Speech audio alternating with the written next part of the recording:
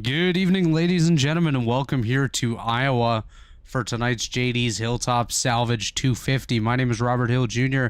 Joining me tonight, as always, is Chris Wright. Chris, how you doing, buddy? I'm doing well. How are you doing? Doing pretty darn good, my friend. Obviously, a nice race night out here in Iowa. 77 degrees is the ambient temperature here tonight. 56% relative humidity and partly cloudy skies with winds at 2 miles per hour. Track temperature about 90 degrees or so. So not too bad at all. Taking a look here as qualifying has just wrapped up, Chris.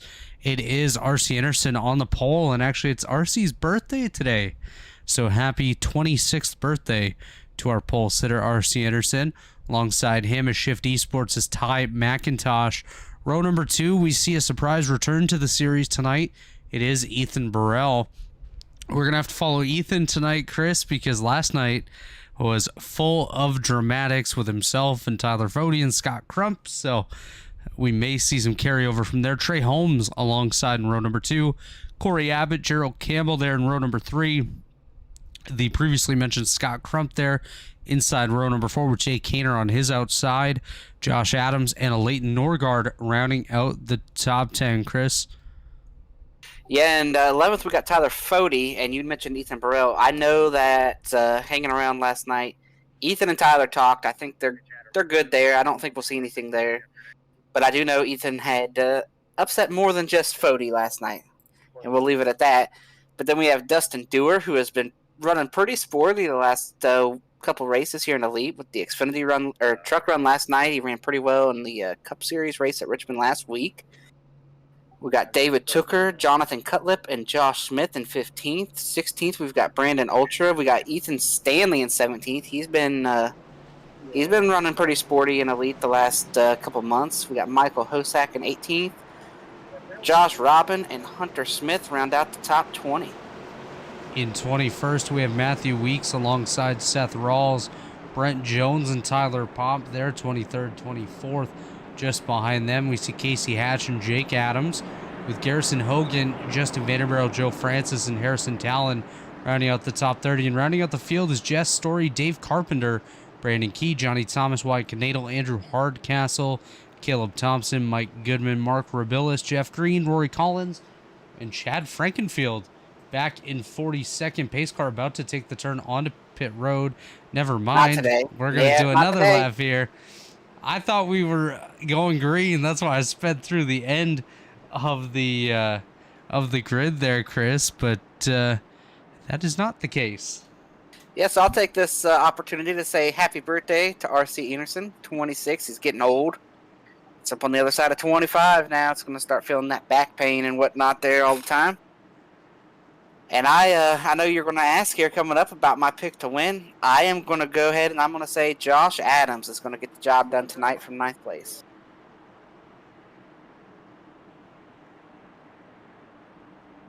Josh Adams is a pretty solid pick there. I think I'm going to have to go with... Ooh, this is a tough one. But I think it's hard to go against somebody like an Ethan Stanley. He's been on a roll lately, and I think he's going to continue that tonight. Pace car is off this time. It is no longer a joke. Here is Barney the Flag Man with the green flag in the air. That is an absolutely terrible camera here at Iowa as RC Anderson gets us underway here tonight. And RC is going to get away. 3 wide there, about 10th or 12th or so. Oh, we got some cars into the wall a little bit there.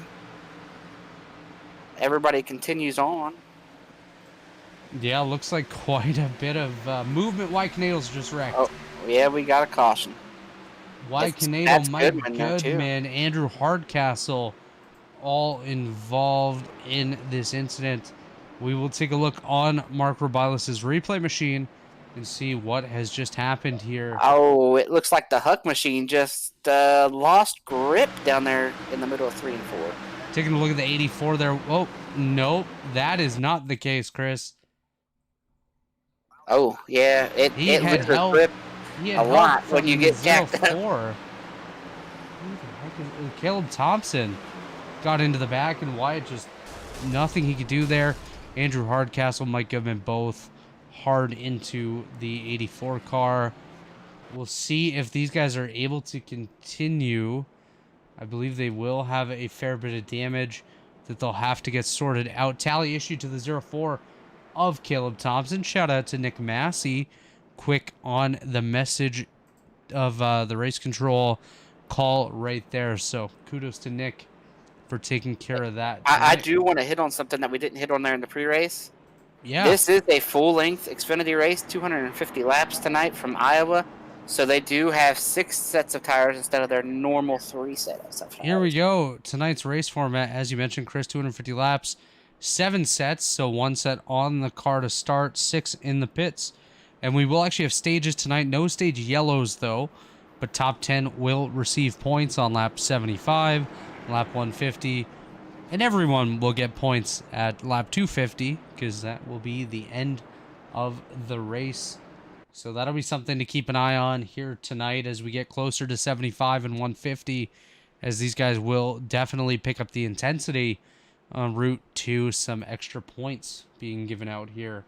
Yeah, we got to remember at lap 75. We got to remember when we get there, because typically in these full-length races, Robert, we forget until after it's over. I've already forgotten, Chris. What lap is it on? 87 and 42?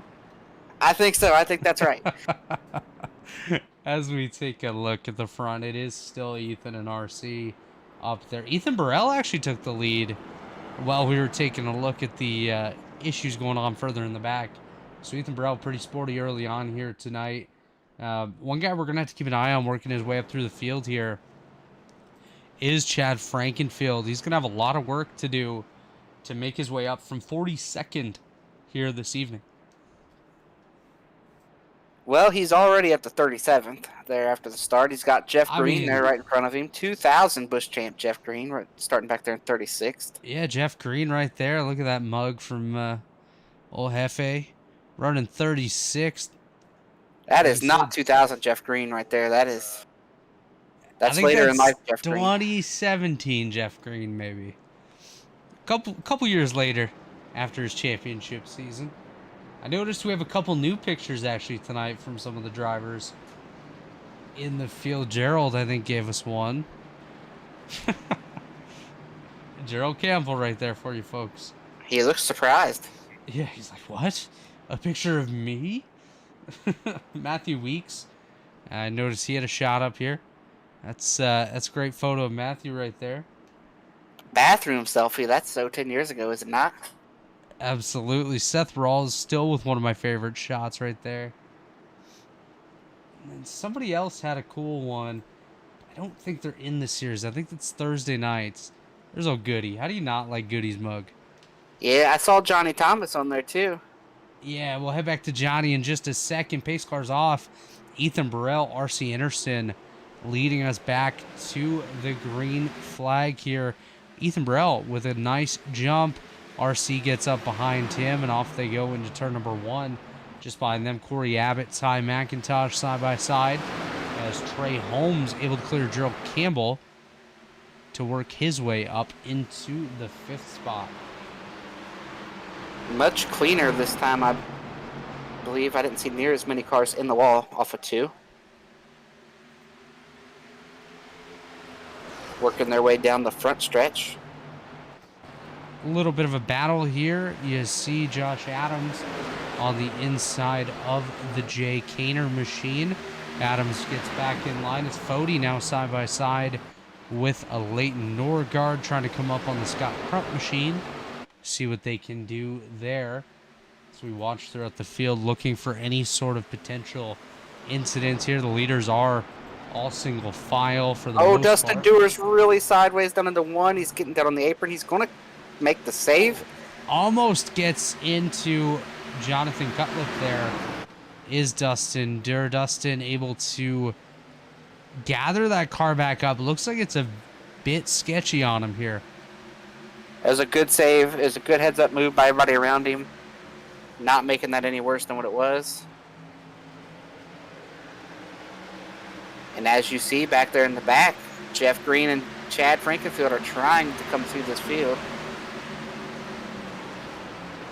Both Chad and Jeff up 11 spots already, 12 actually, as they both gain another one here. Just taking a look, this Iowa Speedway, not overly big, Chris, but it sure produces some great racing. Yeah, for me, Iowa is a little bit of a bigger version of Richmond. I don't know if that's how you look at it. It's Richmond with way, way, way worn out asphalt, and it does have a little bit of that progressive banking in it that you don't have at Richmond. No, it's I definitely a personally good like way of Richmond putting it, more. for sure. I'm not a fan of progressive banking at all, really, at most places. So you see a Leighton Norgard getting passed by David Tooker. Josh Robin looking to the top. They're about to be 3 wide. Yes, they are. Here they come. Josh Robin on the top. Of Leighton Norgard in the middle. Robin almost causes an incident there. Oh, we got Ethan Stanley into the wall a little bit down into one. Yeah, Ethan Stanley. You know, Ethan had himself a mediocre qualifying attempt for his standards, starting 17th. He's basically run there all night long so far. I say all night long, but we're only 14 laps into today's event, 13 actually, as Ethan Burrell continuing to lead the birthday boy, RC Anderson. RC trying to do everything he can to get back up there, obviously not pushing too much too early, because those 7 sets of tires can go out the window really quick, Chris, if we start getting into guys pushing really hard and caution issues and whatnot throughout the event. And, you know, RC just trying to do what he can, as we see, who is that? Josh Smith on the inside of Trey Holmes there. I thought we were about to have a wreck. Yeah, and one thing, too, about these longer races, a lot of time these guys will have a little bit more give and take. They know it's 250 laps. It's about surviving. You know, it's just about getting to the end. Now, that being said, business will pick up on restarts. Business will pick up around those stage ends and whatnot. But a lot of times throughout the race, these guys cut each other a little bit more of a break when it's 250 laps instead of 150. And, you know, we saw that last night in the Martinsville truck race. Obviously, if you were watching at home, you'd be like, what the heck are you talking about? You had 16 cautions, everyone wrecked. But there was a lot of give and take throughout the event. Guys were giving each other the bottom or the top, depending on priority or on preference. And it just turned into a wreck fest. That's what Martinsville kind of produces. But there was a lot of give and take on the track. And I hope we see that on Wednesday, Chris. I don't know what your thoughts are heading into that, you know what? but it's gonna Wednesday was great. We had a full distance race at Richmond, and out of the last 150 laps, I think we only had one yellow. I think Richmond went great on Wednesday night. Yeah, Richmond was pretty good, and looking ahead to Martinsville this week, I think it's going to be a very, very interesting race. Just an update for those of you that are Chad Frankenfield fans. You can see him here battling with, I do believe, yes, that is Seth Rawls, winner at Bathurst last week here in the Robilas Photography Grand National Series. They're battling for the 25th position. Chad now up 17 spots. He has jumped Jeff Green, as Jeff is up 13. Make that, yeah, still 13, as he gets by Casey Hatch there. Yep, Chad trying to work his way forward. Jeff Green not far behind him. Looks like Jeff picked up a little bit of rear end damage, though, at some point. Yeah, maybe from Chad forcing 3 wide like he likes to do. Who knows? But riding on board with Chad here. Way back in traffic. It looks like he's hunting that middle a little bit. Like he wants that 3 wide. He's looking. Here he goes. Chad to the bottom. 3 wide. Yep, there it is. Oh, and he gets into the 45. The Right 45's around. Oh, and was that Brandon Key? Oh, and the 99 and the 71, I reckon, too. Dave Carpenter involved. Rabilis also involved. Was Goody involved? No. Rory Collins, I think, got a piece of that. Potentially Joe Francis as well. I think Brandon Key is the guy who hit the 45 nose to nose down in there. Let's take a look here, see what happened. We'll keep an eye. I'm going to get rid of that driver detail here, as Brandon's picture takes up a lot of the screen. Chad forced 3 wide on the... That's tough, Chris. Just looking at that, we'll come back. Oh, Key. You know what? I think Brandon might have gotten lucky there, Chris.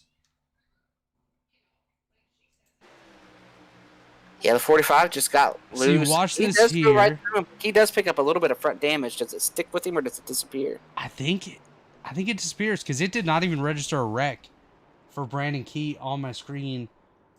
Key is on pit road though. Yeah, look at the nose. It registered for him. Let's hop into the Brandon Key. Yeah, you can see it kind of in the center there along the yellow line as we're on board with Brandon Key right now. Racing incident, no tally issued. I agree with that, Chris. I don't know about you, but I do. I think they were both kind of going for the same position. And And the initial contact, I think, was a little bit of netcode as well. yeah, it was close. Let's watch that one more time here on the Revised Photography replay machine. Watching the 15 of Chad Frankenfield, as well as the 45 of Brandon Ultra. Chad makes the move to the bottom. Ultra, you can see, is coming down with him. He is trying to block off the run. Watching for the initial... No, they definitely made contact there, Chris, but it kind of looked like Chad came up and Brandon came down at the same time. It just led to an unfortunate incident there. But we'll keep an eye and see if the likes of Brandon Key's still on pit road. I think he ended up with actually heavy damage. As you can see, the nose of that car is relatively beat up on the Brandon Key machine. And I want to point out here, we might go take a commercial. Is that what we're going to do here? Yeah, we'll go ahead and take a quick commercial break. We'll be back in about 2 minutes' time. Racing isn't easy, but experiencing it is. iRacing puts you in the driver's seat with the industry's leading sim racing game. Drive on laser scan replicas of the greatest racing circuits from around the world. Go head-to-head against other drivers chosen by skill-based matchmaking to ensure competitive racing at every level. Compete across all your favorite series. In officially licensed cars, engineered to deliver the most accurate driving experience possible.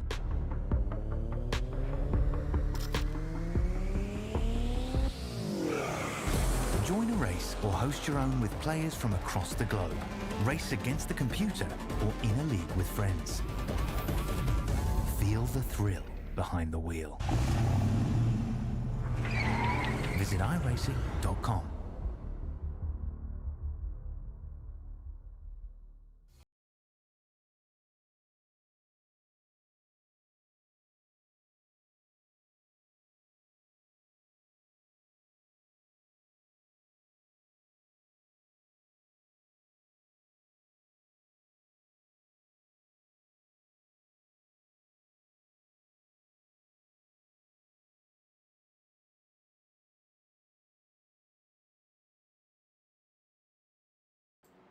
We are back here at Iowa Speedway. This is the JD's Hilltop Salvage 250. That was a message from our friends at TA Services, as well as iRacing.com. TA Services, one of our great premier partners here in Elite, as well as Blue Egg Marketing. Blue Egg is the marketing department for small businesses, small business owners. Blue Egg is your biggest fan. Worldwide Technology Raceway is a motorsports racing facility in Madison, Illinois, just east of St. Louis, Missouri, and the Gateway Arch. Home to a 1.25-mile oval, 2-mile road course, quarter-mile drag strip, and a state-of-the-art karting facility. Check out Worldwide Technology Raceway today. And our race sponsor, JD's Hilltop Salvage.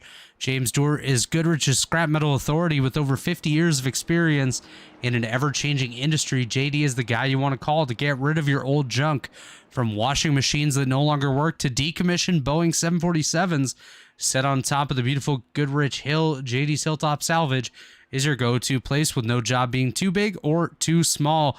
Chris, I noticed you had a report under the last caution. Why don't you go ahead and share that news?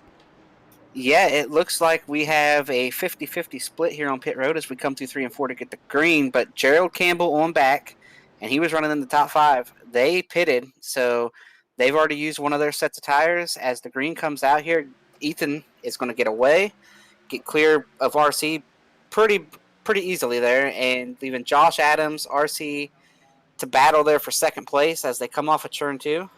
Chris, one thing we're doing here on the broadcast, I know you ended up losing our feed internally. We're watching Gerald Campbell here coming through the field. He's forced 3 wide already, going up through the middle now.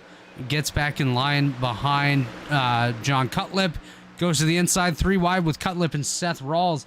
Gerald Campbell already up 8 spots since the start of this run here. Oh, we've got a wreck in the back. The 04, the 99. Caleb Thompson around Mark Rabilis. Also, Rabilis is actually in the 96. Casey Hatch was involved, able to continue on. We'll take a look here. Josh Smith seems to be falling back. Here's Gerald Campbell just about to work his way inside the top 10. We'll take a look and see what happened to Caleb Thompson on the back straightaway, Chris, on the Rabilis photography replay machine. We're watching the Caleb Thompson machine. That's the orange car on the right side of your screen. I think he gets help from Casey Hatch. Yes, he does. Hatch gets into the left rear of Caleb Thompson, sends him around. Mark Rabilis, 99 on the car. He's actually 96. Nowhere to go. Drives through. Oh, we got a caution here. The 51, the 54. Jake Adams is also turned around in this. Oh, no. Harrison Talon involved. I'm seeing multiple cars. Hunter Smith, Dave Carpenter, Jake Adams, like you mentioned. Ooh, that's a big one. That is our 3rd caution of the night here on lap number 30. Hunter Smith, Jake Adams, Harrison Talon. Tally issued on the incident with the 04 machine of Thompson was issued to Casey Hatch. As we take a look here, watching Harrison Talon just ahead of the Jacob Adams machine. Talon in the middle, slides up into Hunter Smith, sends Smith around. Ooh. Justin Vandermeer just gets through. Johnny Thomas was involved in that incident, Chris. Jeff Green got a piece. I think Jeff's okay. He tagged Jake, spun Jake. Jeff got a very tiny piece of that incident. I think Jake is okay as well. I most of those guys outside the 54 and the 51. Dustin Durr coming down. Okay. Justin Vandermeer coming down. He did have to check up for that incident. Don't think he got any damage. Here comes Josh Robin, Johnny Thomas, Joe Francis, Mike Goodman, Harrison Talon, Mark Rabilis, Dave Carpenter, Caleb Thompson, Jacob Adams, all down pit road. So we'll see what happens here with these guys.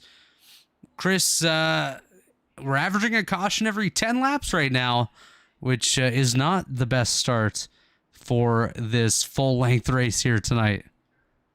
Yeah, this is not ideal for these guys. It's you don't want to have all these cautions. You know what it is? It's my fault. I talked about how they typically race with more give and take and cut each other more breaks in these longer races, and now they are showing me how wrong I am. They do not like when you're right, Chris. You know that. We've seen that numerous times out here in the Rabilis Photography Grand National Series. Speaking of Rabilis Photography, check out RabilisPhoto.com for all your photography needs. That is Mark Rabilis, Revelos, however you want to say his name. He's going to take photos of you if you want him to, of course. And check out RabilisPhoto.com. That was not a very good shout out right there, Chris. Hey, you know what? No job too big or too small for Mark. That's right. Brent Jones usually running very colorful schemes, going with the gray here tonight. A little different for him. Take a look at his 49. It looks like it's pretty clean, so. That's the key thing here. You could be running a barrel with wheels on it, and all that matters is the car is clean. Brandon Key is back on the racetrack. His nose looks absolutely destroyed, Chris.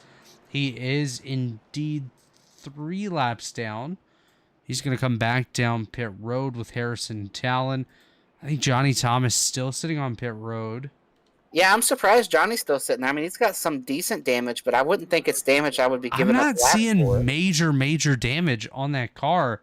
He's given up 3 laps now to get this fixed. So that's very interesting to me. But sometimes in these cars, Chris, if you hit them the right way, you'll get engine damage. Your temperatures will be skyrocketing for no reason, and that could be something that Johnny's dealing with, or the steering might be completely upside down. Exactly. It we does don't know. look like, we just know by looking at it that it looks okay. But to me, it looks like the right front got a pretty decent hit. And if it did indeed get the most contact, then that could be his steering rack that's all messed up. But here real quick, well, we'll do it next caution. I'm confident we'll get another caution here in 10 laps. But that's a busy week in Elite, busy couple weeks. We got everything going on in Elite. And man, it is. Stick around for the next caution, and we'll tell you all about what races we have over the next couple weeks. Yeah, we have one heck of a few weeks coming up here. Racing incident, no tallies. Thank you, Nick Massey, for that update. This tool right here, Chris, the race control updates that are going across the broadcast screen, is such a great tool that Dave Huckleberry introduced late last season. It's kind of made our jobs easier. We're not having to monitor race control as much, and all it takes is a little blurb from race control, and we know what's going on. So shout out to Dave once again, and shout out to the admins for participating and giving us these updates. As the pace car is off the racetrack here, Ethan Burrell gets a great jump over RC Anderson. Ty McIntosh did a nice job on the high side, though, side by side with RC, as Gerald RC does clear him. The wall, but Gerald is going to dig on the top. I don't think Gerald really cares. He just wants to go. And here comes Gerald. He's getting a pull from the Tyler Fody machine. Scott Crump on the inside there. Crump coming up for a slide jump. Whoa. And that kind of closed the door on Gerald. Yeah, that definitely closed the door.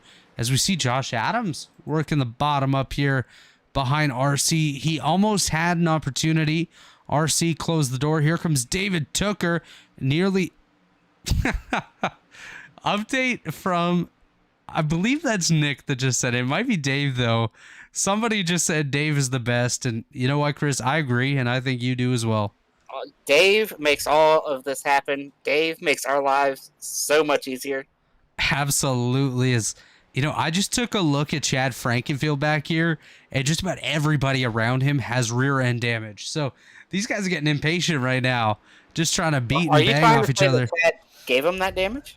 Absolutely not, but there's a Chad ton of damage around him. That is very tight, 3 wide.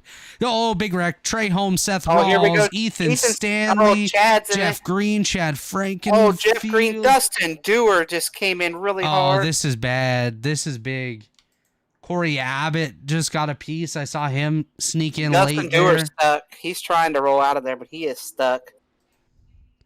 Dusty is indeed stuck. He takes a toe. Chris, I don't know if you saw that one, but that 3 wide was not going to work. That was way too tight. As you see Trey Holmes on the bottom, Seth Rawls in the middle, Ethan Stanley on the high side. Yeah, you just got to get 3 lanes collapsing into 2 here. Trey into Seth, Seth into Ethan. Tyler Pop gets popped in that incident. Jeff Green. Here comes Dustin Dewar. I think Justin Vandermarl might have got a piece of that as well. Whew, that 21 is hurt. That 21 is really hurt. Jake Adams got a piece. Yeah, Corey Abbott took a big chunk of that one. I want to rewatch this, but I want to go on board with Corey Abbott and see what happened to him. I think Jake Adams is okay again. Like, he just got a little bit. Jake's piece was very small. Oh, Corey Abbott. Chris, ride on board with Corey when you have a chance. Yeah, I see it. Oh, my. They came back off that inside wall. That was a Dusty, violent I feel bad hit. for Dusty. He hit the brakes there to miss it, and there was a lot of rear brakes in Dusty's machine, and it caught and went, and it hit hard for Dusty. That was a violent hit. Jeff Green into Corey Abbott.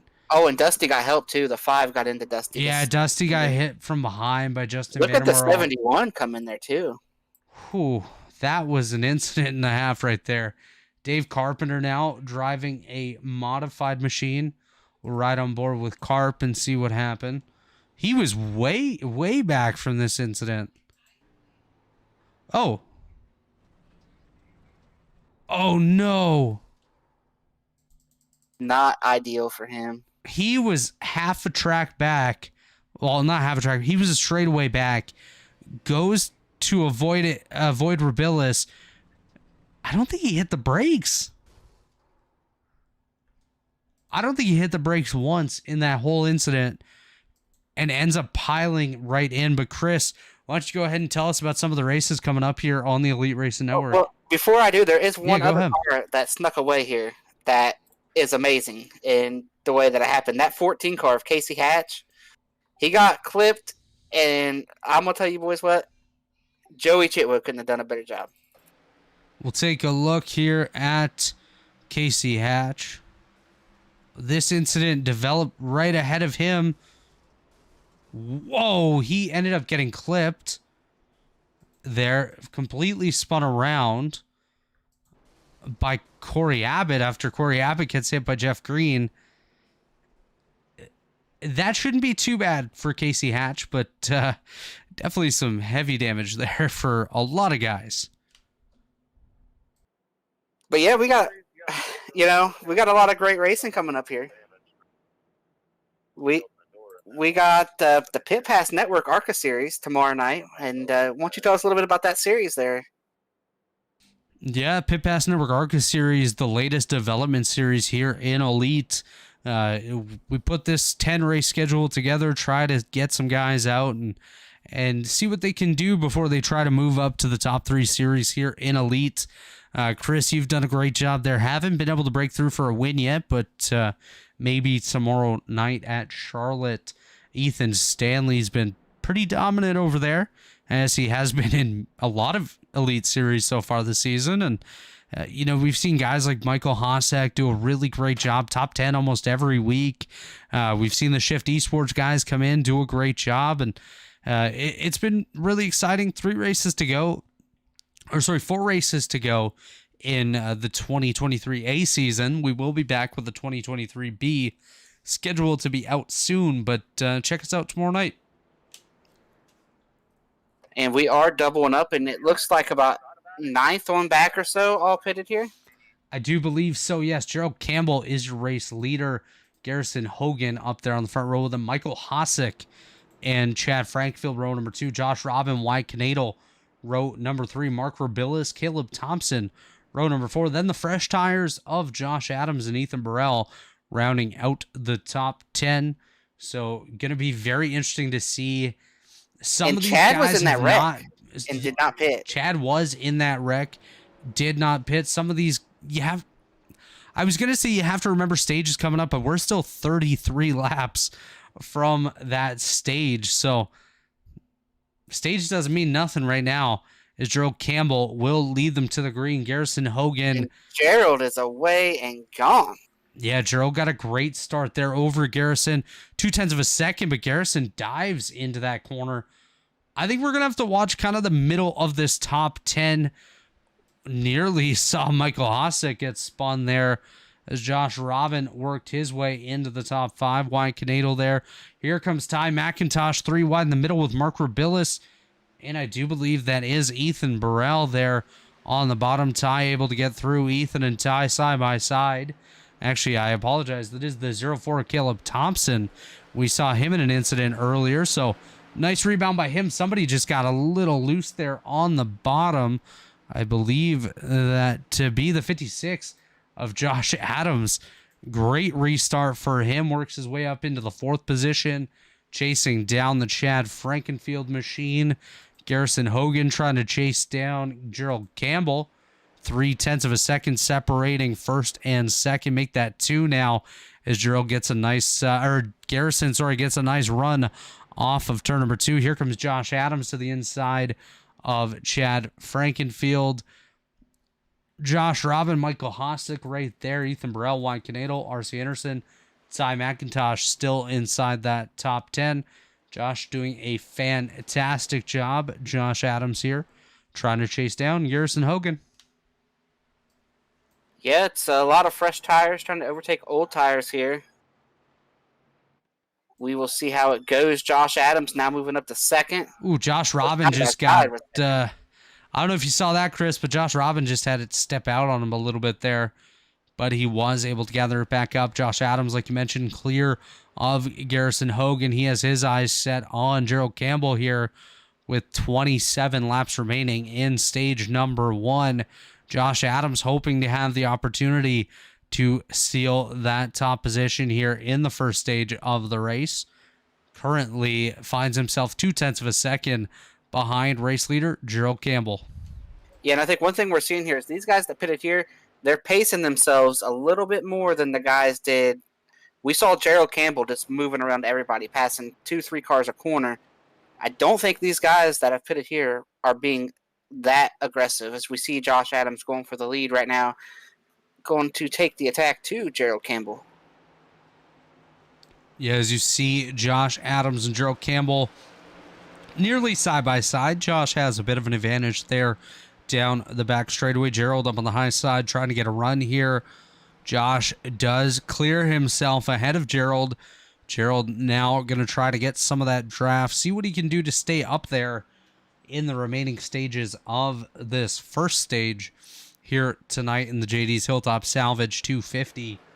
A little bit further back, we have a side-by-side battle here. It is Ethan Burrell and Josh Robin. There's a battle for the 4th position. Robin up 14 spots from his starting position. Ethan Burrell did start in 3rd here tonight, back to 4th right now after a pit stop. Ethan does have a fair bit of speed, so look for him to work his way back up into the top 3 in just a moment as he is approaching the rear bumper of Garrison Hogan. Yeah, and it looks like the 24 is starting to slide backwards. We've seen the 04 also sliding backwards. Just some of those guys that stayed out and are hanging on. See, Jacob Adams now moves up into the 11th spot, gets by Michael Hossack here. Jake doing a nice job rebounding from his involvement in a few incidents so far here tonight. Unfortunate for him, nothing that he has caused, but just wrong place at the wrong time, and he doesn't seem to be bothered too much by it. Matthew Weeks looking to, or I do apologize, Michael Hossack looking to the bottom there, gets back in line. Do have a battle between RC Anderson and Garrison Hogan here. RC does clear. Garrison gets a little bit of a bump from the Hogan machine. Here comes Josh Robin on the high side, moving Garrison back to the 6th spot now. Tyler Fody enters the picture. Ethan Burrell side by side with Gerald Campbell. That got very tight right there, Chris. Yeah, and I just to go ahead and put a lid on a couple of drivers that we've talked about. Johnny Thomas and his team have loaded up, and they are headed home, so it's a DNF for them. Justin Vandermeer, he has loaded up as well. And then joining them and making it a trio is Jeff Green, has also DNF'd out of this race. Jeff Green, Johnny Thomas, Justin Vandermeer. Not a good day to have your name starting with a J, as all 3 of those guys just exited the race after early incidents. I guess for one J name tonight, Josh Adams doing a fantastic job leading. We do see some lap cars ahead of him here, so watch for Josh Adams to work his way by these guys momentarily. Looks like the first one will be David Carpenter, and then yes, it is Brandon Key just ahead of him, as now we see Adams look to the inside and easily get by the 71 of Dave Carpenter. As we saw, Carpenter was involved in the previous incident there. It looks like his brakes may have given out when he was trying to make a save and ended up into the pack of damaged cars. As Ethan Burrell moves by Gerald Campbell up into 2nd. RC Anderson side by side with Gerald Campbell. He's able to clear him. Josh Robin up into 5th. Tyler Fody in 6th. Ty McIntosh 7th. Garrison Hogan falling back to 8th. Then we see David Tucker and Chad Frankenfield rounding out the top 10. And one thing to point out here, too, is we are approaching the 8 o'clock hour here in Iowa, is that the sun is starting to go down. Turns 3 and 4 are starting to become full shaded just about all the way through. There's a lot of shade down the front stretch as well. Yeah, and you know what? As a driver, we're going to go on board with Josh Adams here. You can see that sun up ahead. That is right in their eyes. That is bright. I don't know about you, Chris, but sometimes I get to these racetracks and we hit that sunset and I'm reaching for a pair of sunglasses, man. Yeah, I had that conversation with another driver last week about the sun and the way that it works in iRacing, and his response to me was, "Hey, it doesn't look that bad if your equipment can't make it look pretty, you know." So I think it all depends how bright it is how good of the equipment you race with. I mean, I guess that's a good point. But yeah, that sun gets really bright, and when when you're someone like a Josh Adams or any of these other guys working their way through lap traffic, that can get a little sketchy because you lose a little bit of your vision when it's just lost in a big glowing ball of sun. Yeah, and it's just one of those things that you kind of got to deal with as we see a lot of cars just falling through the field. Some of those lap cars you were talking about, Brandon Keys falling back through theirs. They were 3 wide trying to pass him with the 45, the 04, and the 12. And Yeah, that's at about 20th or so. Key falling back a bit further than he probably would have liked to at this point of the race, of course. Gerald Campbell now getting the pressure of the Tyler Fode machine. Fode looking for a much better night tonight than he had last night. Probably should have been up there at the end for the victory, but unfortunately, contact hey, a few times. How times. bad can your night be if you finish third? All right, let's hoping for a. I mean, if you ask Tyler Fode, he's not happy with that podium last night. I agree that he might not have been as happy, but you know what? You know how you know you're a really good driver and one of the greats? On a night that just goes terrible, you get spun twice. None of the brakes fall your way through the race, and you still finish third. That's a pretty good bad night. Yeah, let's ask Mark Murphy about that. We'll bring old Mark Murphy in here and see what he's got to say about old 40. I think 24 hours later, Mark's already let it go, if I had to guess. Most likely. And you know what? Looking at that incident last night, it was going to happen with or without Tyler, unfortunately. It's just too bad that at that point of the race, I think Tyler was under the spotlight a bit more than he had been, and just angering a few people with his speed and his pace a bit more than some of those guys had. But hey, Tyler Fode doing a great job tonight. Oh, Gerald in the wall. Ty McIntosh also in the wall. Did you see that, Chris? I did not. Gerald. The 45 there racing with no hood. I had to double check and make sure that car had no hood on there. Brandon Ultra. Yeah, no hood on the Brandon Ultra machine. His temperatures must be fantastic right now. But I know Gerald is driving everything he's worth as we're closing in on that stage. Less than 10 to go before the stage. Gerald's wanting to stay up there and get some points. Brandon Key coming down pit road. Looks like he is going to call it a night. Yeah, and I think he's trying to come for our job. He said he wants to be a full-time broadcaster. I think they need help on Wednesdays, right? Absolutely. I mean, Alex and Dave would certainly enjoy an extra voice up in the booth. I know Dave doesn't. We've got Mondays covered, right? It's me, you, and Nick sometimes. Like, we got this. We're great over here. Yeah, where's old Nick tonight? Nick was anticipating a busy night so far, and it has been so far. He's not even in this Discord. I was going to pull him in to see how he's doing. Oh, that was close. Brandon Key has left, by the way. He has left the racetrack. We did see Brandon Key park it. Josh Robin got into the outside wall and nearly slid down into Tyler McIntosh as McIntosh was making the pass for the 6th position there. Robin's another one of those guys who stayed out and they're just holding on. They're hoping to get some stage points.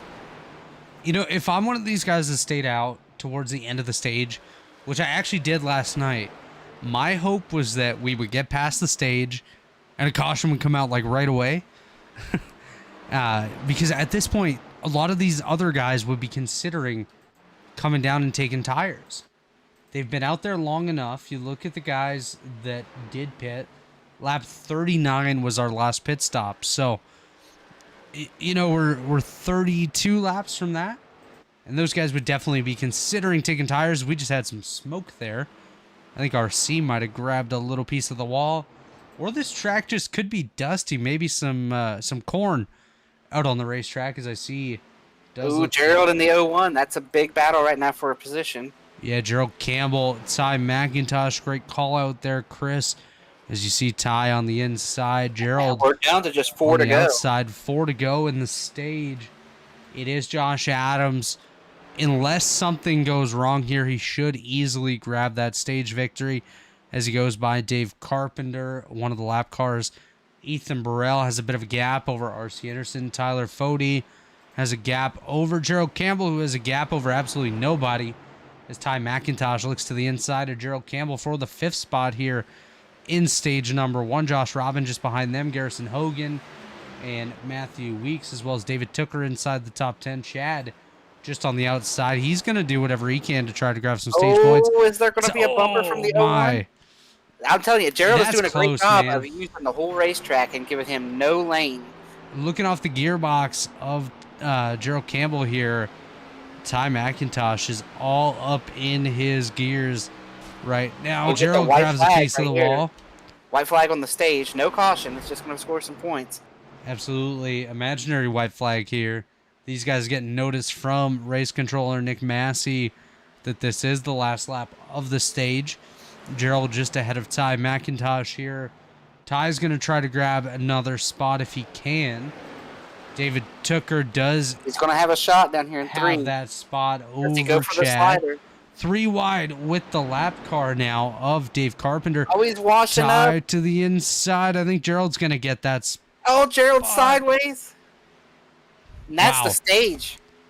That was close there. Gerald Campbell grabs 5th in the stage. Ty McIntosh does get 6th. Here's Matthew Weeks, Josh Robin right there behind. That's a great battle as we see Dave Carpenter continuing to fall through the field. And with him falling through the field, it is forcing some 3 wide situations. And just to go over the stage, it was Adam, Burrell, Enerson, Fode, Campbell, McIntosh, Robin, Weeks, and Hogan and Tooker were the top 10 at the stage. Great call there, Chris. Absolutely. Is this battle here basically from Ty McIntosh in 5th all the way back to David Tooker in 9th. You could put a blanket over these guys. That is close. As we watch Gerald Campbell, Matthew Weeks, Josh Robin, and Garrison Hogan basically all right there. David Tooker just off the back. Ty McIntosh just up ahead. If we're to see a caution inside the top 10, I think it might be right here. Yeah, I don't think Gerald is going to put up too much of a fight now. You know, the stage is over. The 01's already got to buy him. The 11's now in front of him.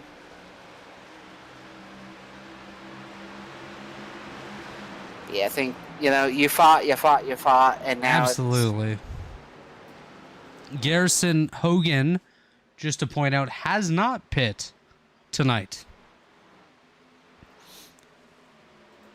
which might come as a bit of a surprise to people, but he is the only one not to make a stop on pit road this evening. Are we sure? Are we sure about that? Absolutely. Trey Holmes coming down pit road, folks, from P34. I think he's still dealing with a bit of damage. But, yeah, I'm looking at my timing and scoring here, Chris. He's the only one not to come down pit road. His pit count shows 0. That is a very huge surprise to me if he has not pitted. Garrison does a really nice job of saving tires. I'm just very surprised that somebody's been able to save 82 laps of tires. Because he's driving away now from David Tooker, who's now under pressure from Joe Campbell. Caution's out. Brandon Ultra. That looked like it hurt. Brandon Ultra, Leighton Norgard. Barney the Flagman's like, hey, don't hit my stand. As these guys go around. Let's take a look and see what happened here. The 45 comes off the corner. Oh, and it was in front of him. A Leighton Norgard on the outside of John Cutlip. Cutlip washes up into Leighton Norgard. Looks like a bit of net code. Sends a Leighton around. Brandon Ultra had nowhere to go into the side. Tyler Pop again. Innocent bystander. Luckily, there's some asphalt at the bottom of the infield there. He's able to grab that and keep going. But, yeah, Jonathan Cutlip into the side of a Leighton Norgard. Brandon Ultra piles in, and we have caution number 5 of the day here on lap 83. Everyone back to pit road right here. No, I think Garrison's going to stay out again. I doubt it. No, everybody except Josh Robin are coming down pit road here. And I do believe Josh will just stay out 1 lap for a lap lead. I think I agree. Ethan Stanley also stays out on the racetrack. Ethan last pit on lap 41, so he may actually stay out. Everybody else has come down pit road. Racing incident, no tallies as per Nick Massey there. You know what we're going to do here, Chris, is we are going to take a pit stop, and we'll be back in about 2 minutes' time. Racing isn't easy, but experiencing it is. iRacing puts you in the driver's seat with the industry's leading sim racing game. Drive on laser scan replicas of the greatest racing circuits from around the world. Go head-to-head against other drivers chosen by skill-based matchmaking to ensure competitive racing at every level. Compete across all your favorite series. In officially licensed cars, engineered to deliver the most accurate driving experience possible.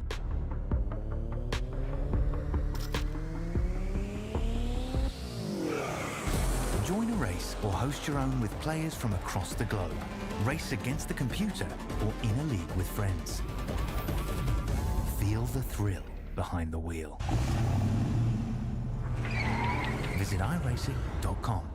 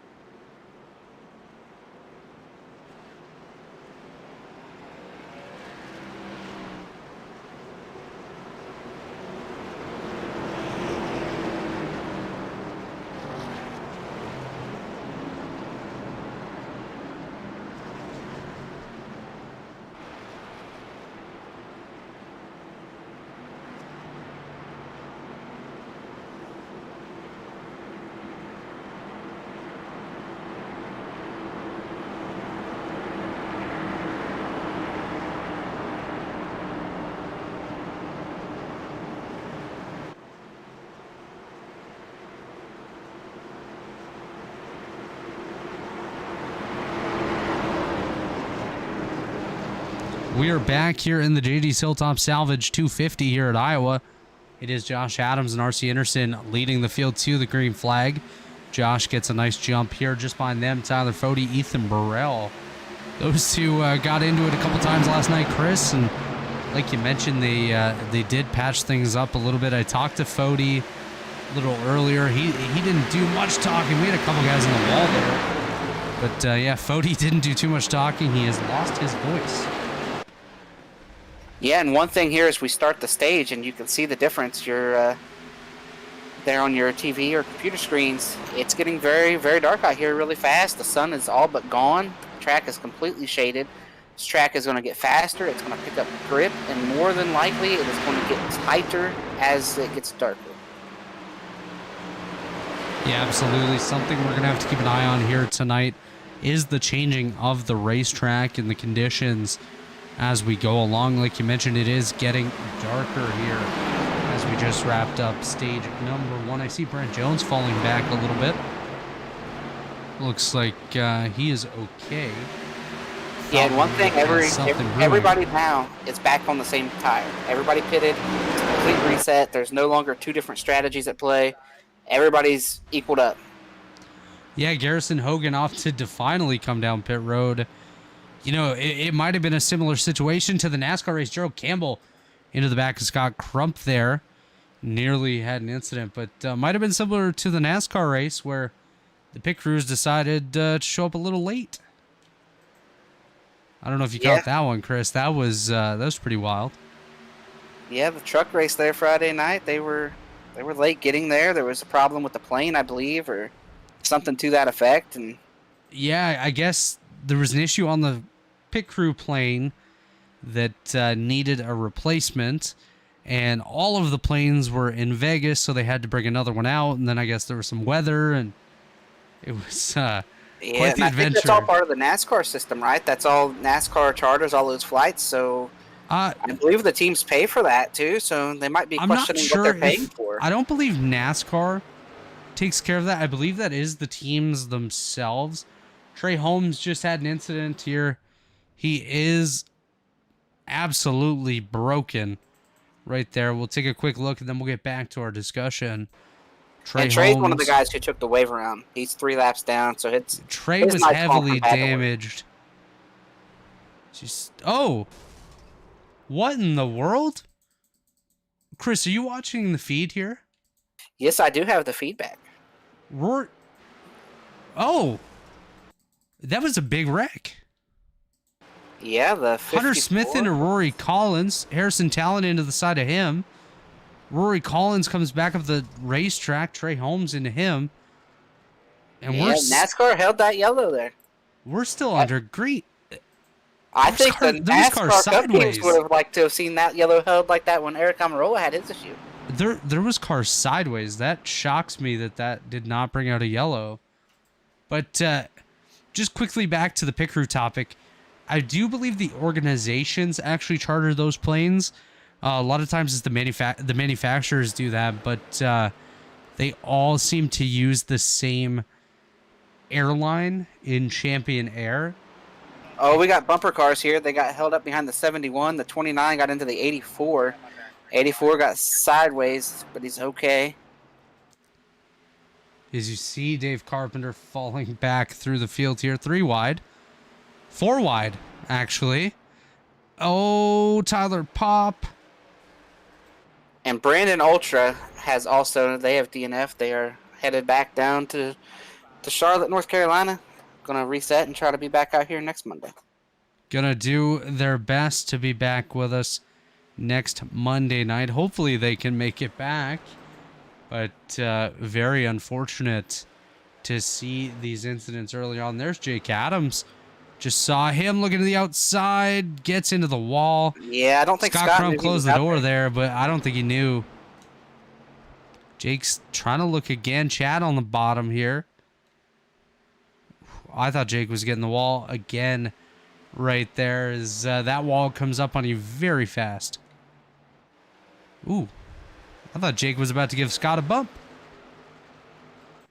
As the lights have now turned on in Iowa. Just ahead of Josh Adams, we do see a lap car coming up. I do believe...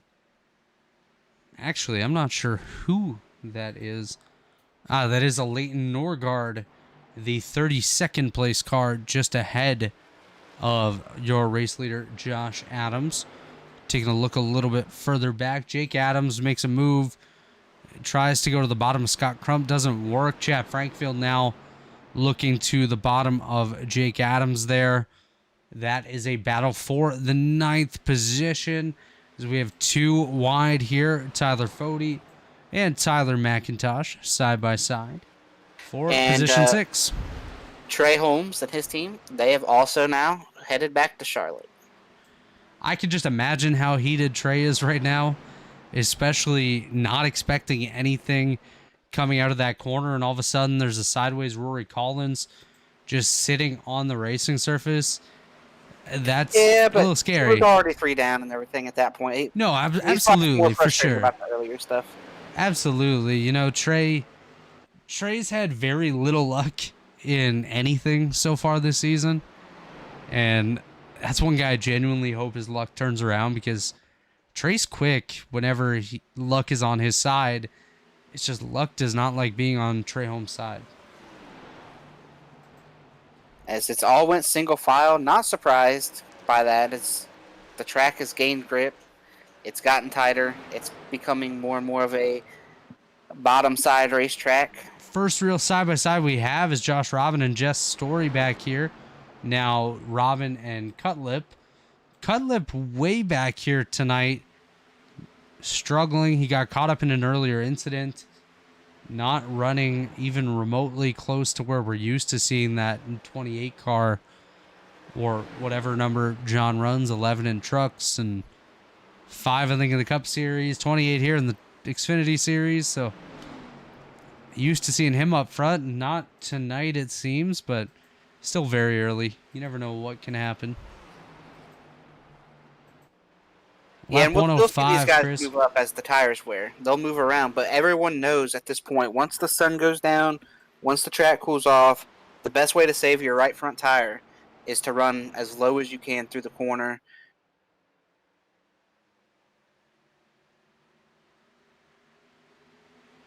So that's what we're seeing now, is everybody's trying to not burn their tires up because the pace is picked up.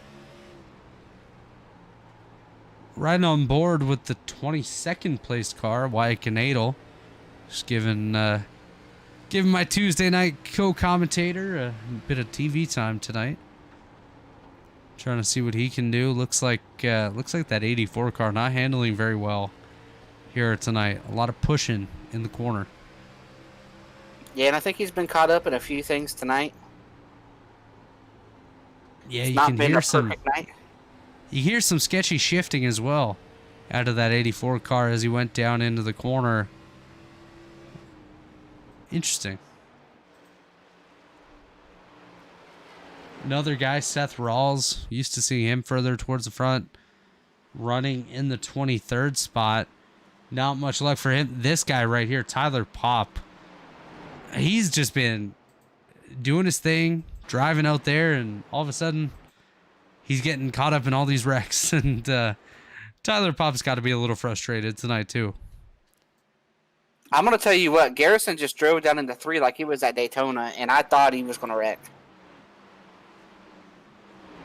I mean, that last time down into 3, I wasn't sure if he was ever going to lift. Garrison Hogan is pretty strong driver. You know, he does some different things, stuff I wish I could do, as he's running a completely different turn 3 and 4 than anybody else that I've seen here tonight. Yeah, one thing that we have kind of seen here of really once this race started getting some green flag laps, does anybody have anything to go run with Josh Adams? Not that I've really seen. And he's led the bulk of these green flag laps. He's gained control of this race. RC is about 0.8 of a second back, but I feel like he's been about between half a second and a second back for a long time. I almost wonder if Josh is just controlling that gap and just pushing as hard as he needs to. Yeah, I definitely think that Josh is probably the strongest car here tonight. Obviously, anything can still happen, as we know. It's still a long way to go. 139 laps remaining out of 250, so not even halfway in the event. And Josh Adams has really set the pace so far, 7/10 of a second over RC Anderson. Oh my. And RC's running the top, so that's going to be a quick dose of speed, and then it's going to be out of right front. But I said all that to say I think Garrison is maybe got something for him. But I don't know if Garrison's got the short run pace. We've seen Garrison good on the longer runs tonight, obviously making his tires last. But can Garrison go get it for 20 laps? Because it seems like Josh can go pretty good on the short run, and he's still really good on the long run. Yeah, that's the thing about Josh Adams. Very good long and short run. Some of these guys are good on the long... Oh, Leighton Norgard in the wall right there. Some of these guys are good on the short run. Some are good on the long run. It's very rare to have somebody that's good all around. And that's exactly what Josh Adams is. He's good on the short run, good on the long run. The only thing he consistently lacks is luck. And hopefully that's on Josh's side here tonight. Yeah, and I know Josh pretty well, and right now he's sitting there feeling pretty good because he knows RC, just to run his pace, is having to run the top. And if you're running the top, you're using more tire.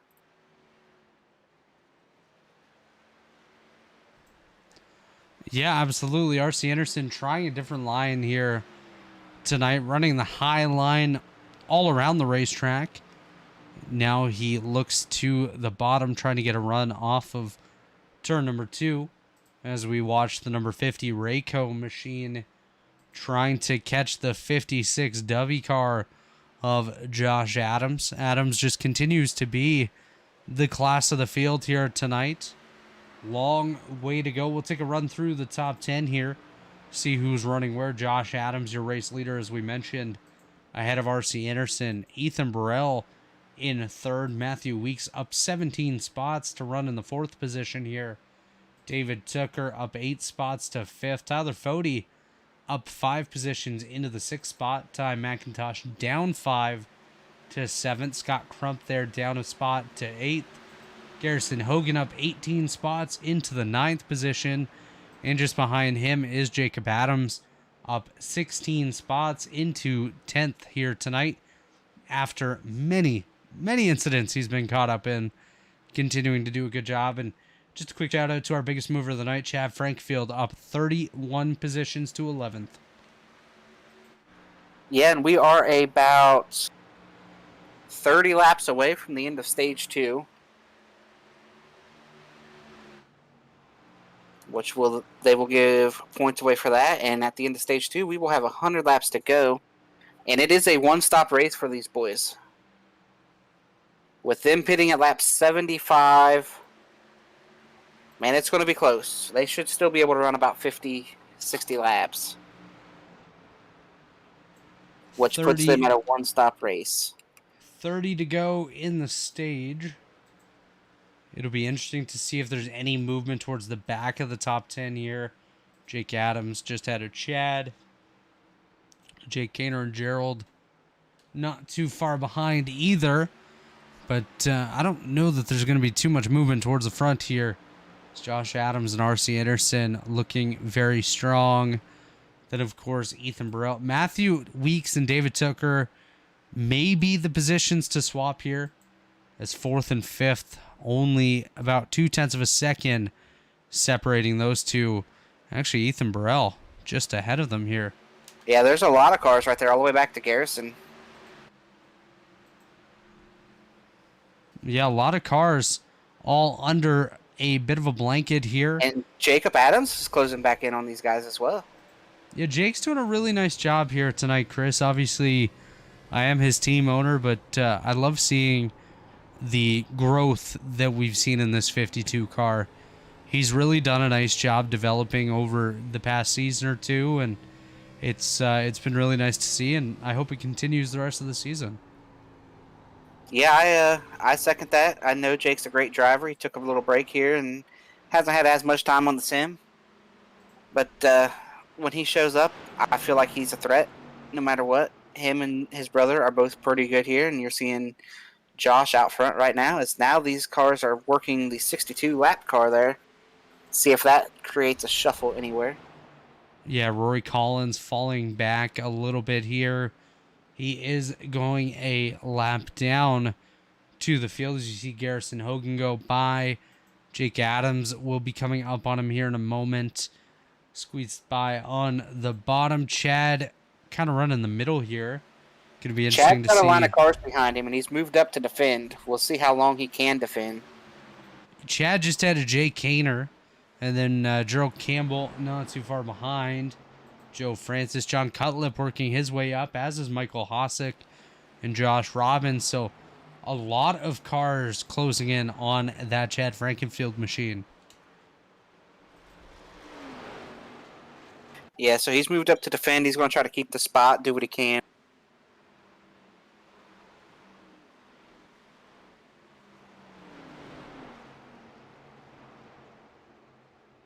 I think Chad's one of those guys who's hoping maybe later in the race we'll get some short runs, because it does not appear that car has long run pace. He does have some damage from earlier stuff, so maybe that is hurting him just a little bit.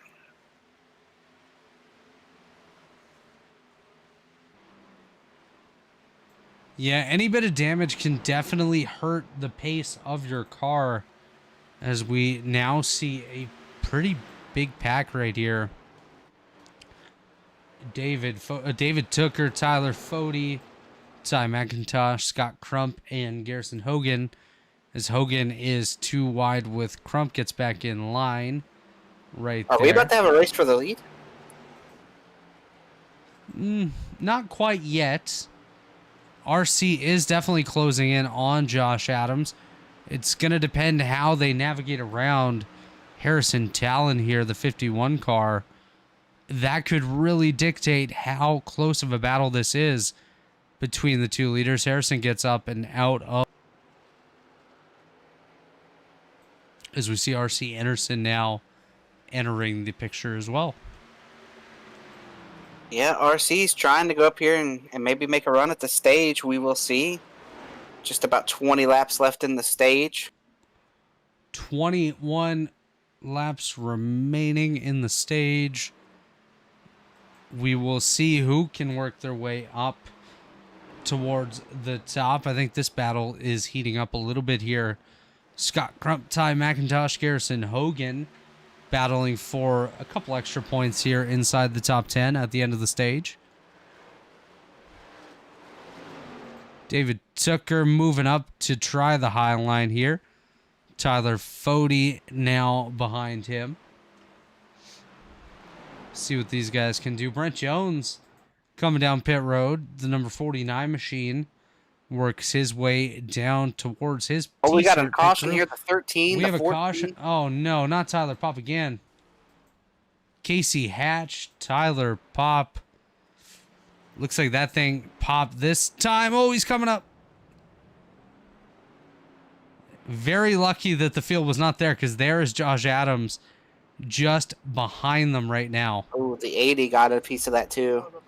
We'll take a look on the Robiles Photography replay machine here, Chris. See what happened. Casey Hatch, Tyler Pop. Tally was issued to Tyler Pop very quickly. Yeah, it just steps out on him and around. He goes up into Josh Smith, up into Casey Hatch. Nothing those guys can do. Pop into the inside wall with a heavy impact there. Lots of damage for Tyler Pop. And here they come down pit road.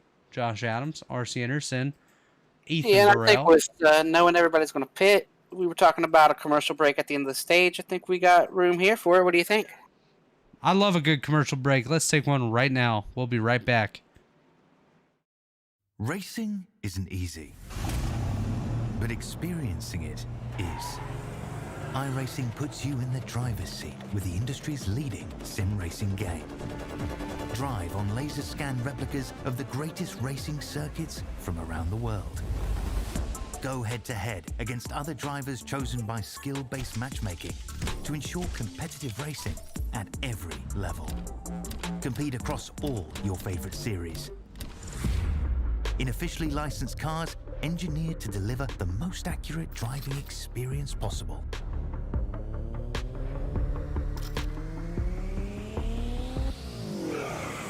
Join a race or host your own with players from across the globe. Race against the computer or in a league with friends. Feel the thrill behind the wheel. Visit iRacing.com.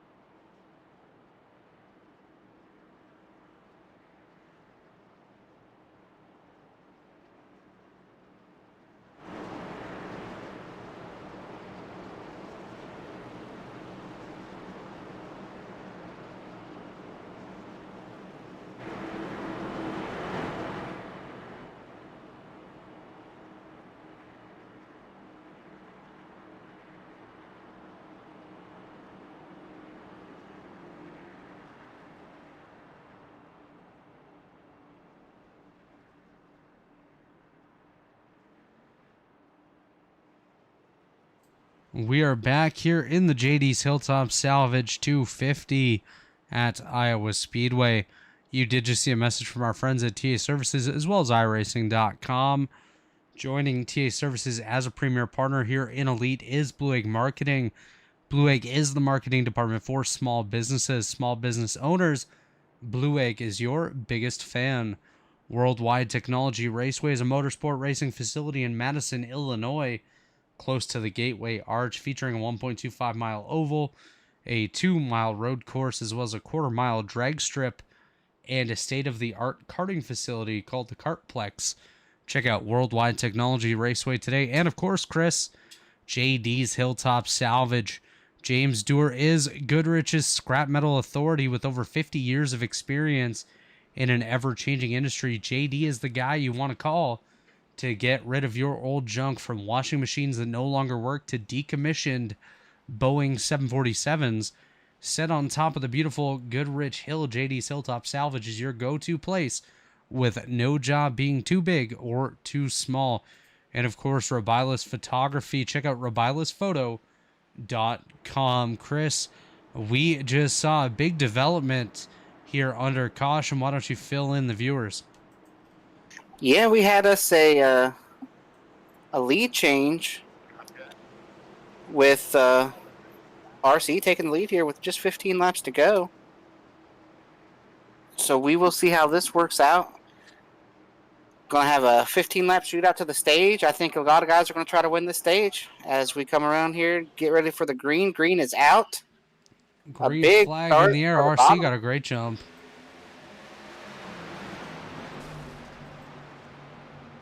Look at time. McIntosh working the bottom there, Chris. Oh, contact from the 01 into the 40. That could... Oh, still and we've got Chad. Frankenfield. Chad Frankenfield channeling his inner himself. Trying to work his way up. Jake Kaner just stepped out big time right the there. 9, the 24. We are wrecking. 99/96. 96.9 right there. Mark Robilus. Then we have Michael Hosek, Jay Kaner. We saw that stepping out on Jay there. We'll take a look on the Robilus photo replay machine and see what just happened right there. You see the 9 of Jay Kaner in the middle. A little bit of contact with John Cutlip. John Cutlip and Garrison Hogan, two very, very similar drivers right there on the inside and outside. Jay Kaner ends up coming down and clipping Michael Hosek, but I think something else might have been developing ahead of the time there. Jake Adams got the wall. No, unfortunately for Hosek, just an unfortunate bystander. Mark Robilus as well. Mark should be okay. Very light contact on the front of that number 96 car. But Michael Hosek, Jay Kaner, and Mark Rubilis involved in that one. Taking a look at the top 10, we did have some changes up there. RC, Josh Adams, Ethan Burrell, David Tucker, Matthew Weeks, top 5. Scott Crump, Tyler Fody, Chad Frankenfield, after forcing his way up there. Gerald Campbell and Garrison Hogan, now the top 10. Just outside is Ty McIntosh and Garrison Hogan. John Cutlip. As well as Jake Adams, Joe Francis, and Josh Robin, the top 15. So, some changes there, Chris. Yeah, Chad went and got it there on that short run, and he might have made a few people mad. So we will see how that shakes out here, and if anybody gives it back. We saw Scott Crump kind of dooring him down the backstretch, so there's already a history there. Yeah, I think Chad has history with just about everybody, as we just got an update from Race Control. No tallies issued. That was a racing incident, as per Nick Massey.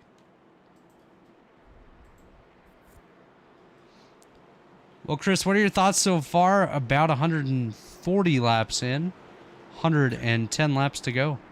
Well, we had a lot of yellows early, a lot more than we thought. But then we had that long green flag run there in the middle. And now we're getting some cautions again. But somebody needs to tell these guys, yeah, there's stage points on lap 150, but we still got 110 laps left in the race. That's exactly it. I mean, the most you can get at a stage is 10 points, but the most you can lose in a race is about 40.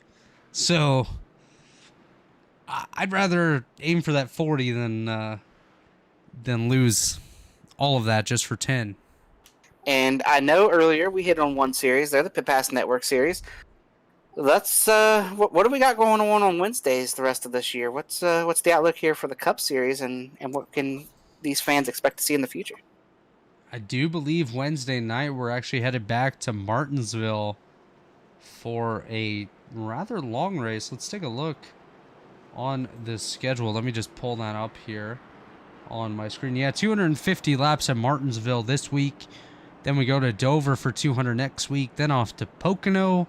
Then Worldwide Technology Raceway, followed by Charlotte and Daytona Oval to round out the regular season. And then, of course, playoffs and lots of fun there. So, Chris, is there one race you're looking forward to on that schedule? I'm a big fan of Martinsville, but, that all depends on what happens around you. But I really enjoy racing Pocono. And 600 miles at Charlotte, I can't wait. A lot of guys don't like the longer races, especially 600 miles at Charlotte, but that's a great track. I very much enjoy the longer races, 600 miles. I'm very excited about getting to Charlotte and Pocono. Pocono's another one that's a lot of fun to run, so we shall see. What about you? What race do you have circled there on the Cup's calendar? 2 races I've circled on my calendar are Martinsville this Wednesday night and Worldwide Technology Raceway in a few weeks. Those short tracks play right into my driving style, and I'm definitely looking forward to those. I felt like I had an opportunity to get a good finish last night, but unfortunately engine damage before the green flag can obviously put a bit of a stop to that. So unfortunate there. And, looking at our Thursday night series, the Warriors for Peace Classic series in the Lotus car, we're going to Canadian Tire Motorsport Park this Thursday night, so up here in Canada, for a 45-lap race.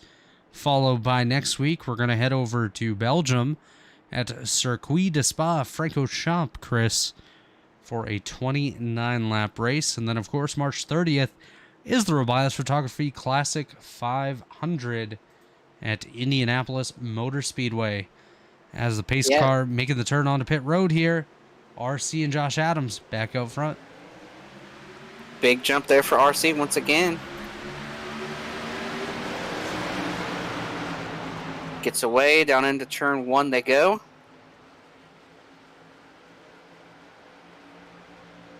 Mostly double wide there, not a whole lot of triple wide.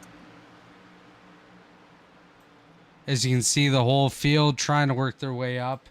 I'm watching around Chad Frankenfield, see if he happens to maybe somehow end up in the middle 3 wide, or on the outside, 3 wide. That very unlikely, of course, around Oh, Ty McIntosh. Nearly. Yeah, Ty is very, very much overdriving the car right now. He tried to get clear of Jake to get down to the bottom because they were 3 wide, and he just missed the corner attempting to do it. As Chad's going to go way up to the top, trying to get on the outside of Scott Crump. Crump's not going to give it him. Oh, there we go. Oh, and that's a wreck. Oh. Chad. And Chad's going to miss turn 1 down here and get into Jake. I got to tell you right now. You picked the right car. You know, if this was real life right now, not only would Chad have nose damage and rear end damage on his car, I think he'd have damage on his actual nose as well, as somebody would go up and pop him one at some point in one of these races. Yeah, Chad's really going to struggle. Chad was being really aggressive because he knows that he has no pace over the longer run. That's been determined tonight, whether it's damage or something else. And we saw Jake get to the outside of Scott and have to give it up. He didn't try to force it, but cut lip in the wall. But Chad tried to get up there and just hang on his right rear, just barely get there on the late exit, and Scott just came up and took it away and said, you're barely there. Which is 100% up to Scott if he wants to do that. As we see Josh Adams getting up to the rear end of R.C. Anderson here, I don't think Scott really did anything wrong in that incident. I think the 15 team may argue that was their line, but Josh Adams now going for the race lead here.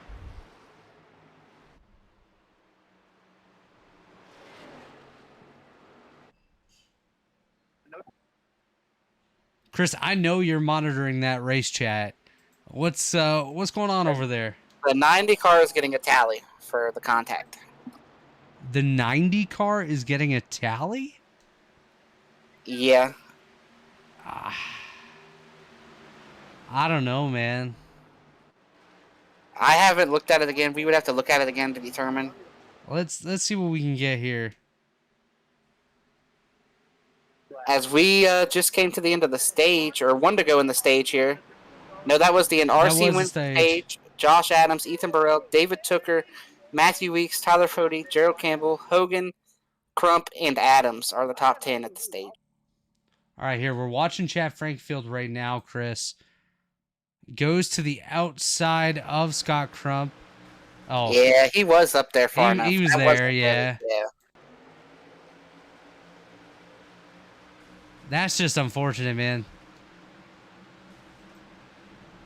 Yeah, he was up front, up there far enough. It wasn't barely there. He was up there further than I thought.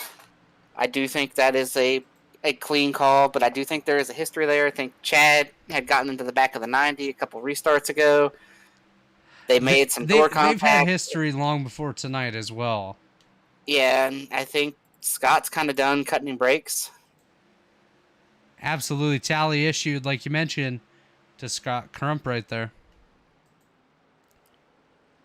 And I can almost guarantee that that's going to be appealed by Scott Crump.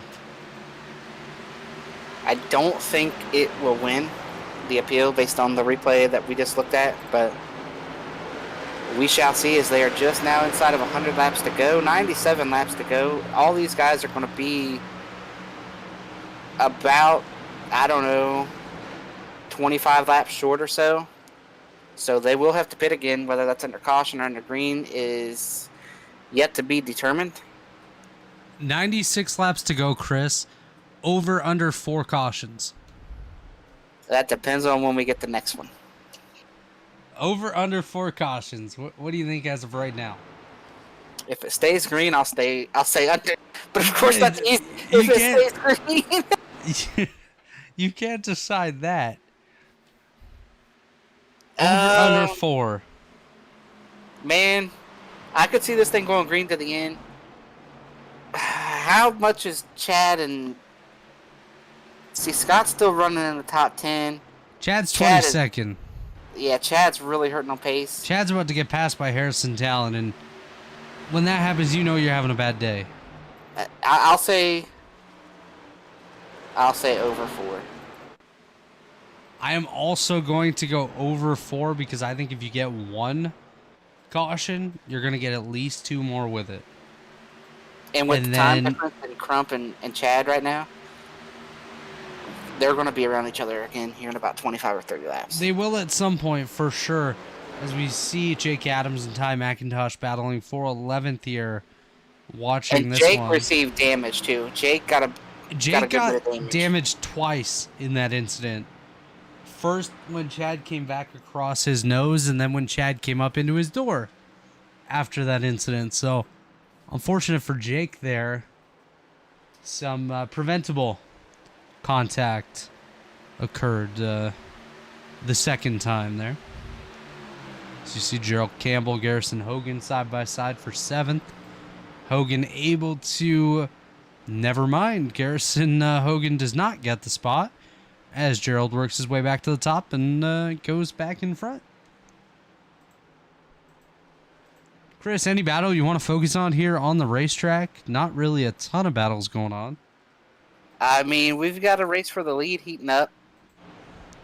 I'm not sure how hard Josh is pushing right now, knowing that everybody's going to make one more stop. Ethan Burrell, David Tooker also within a second.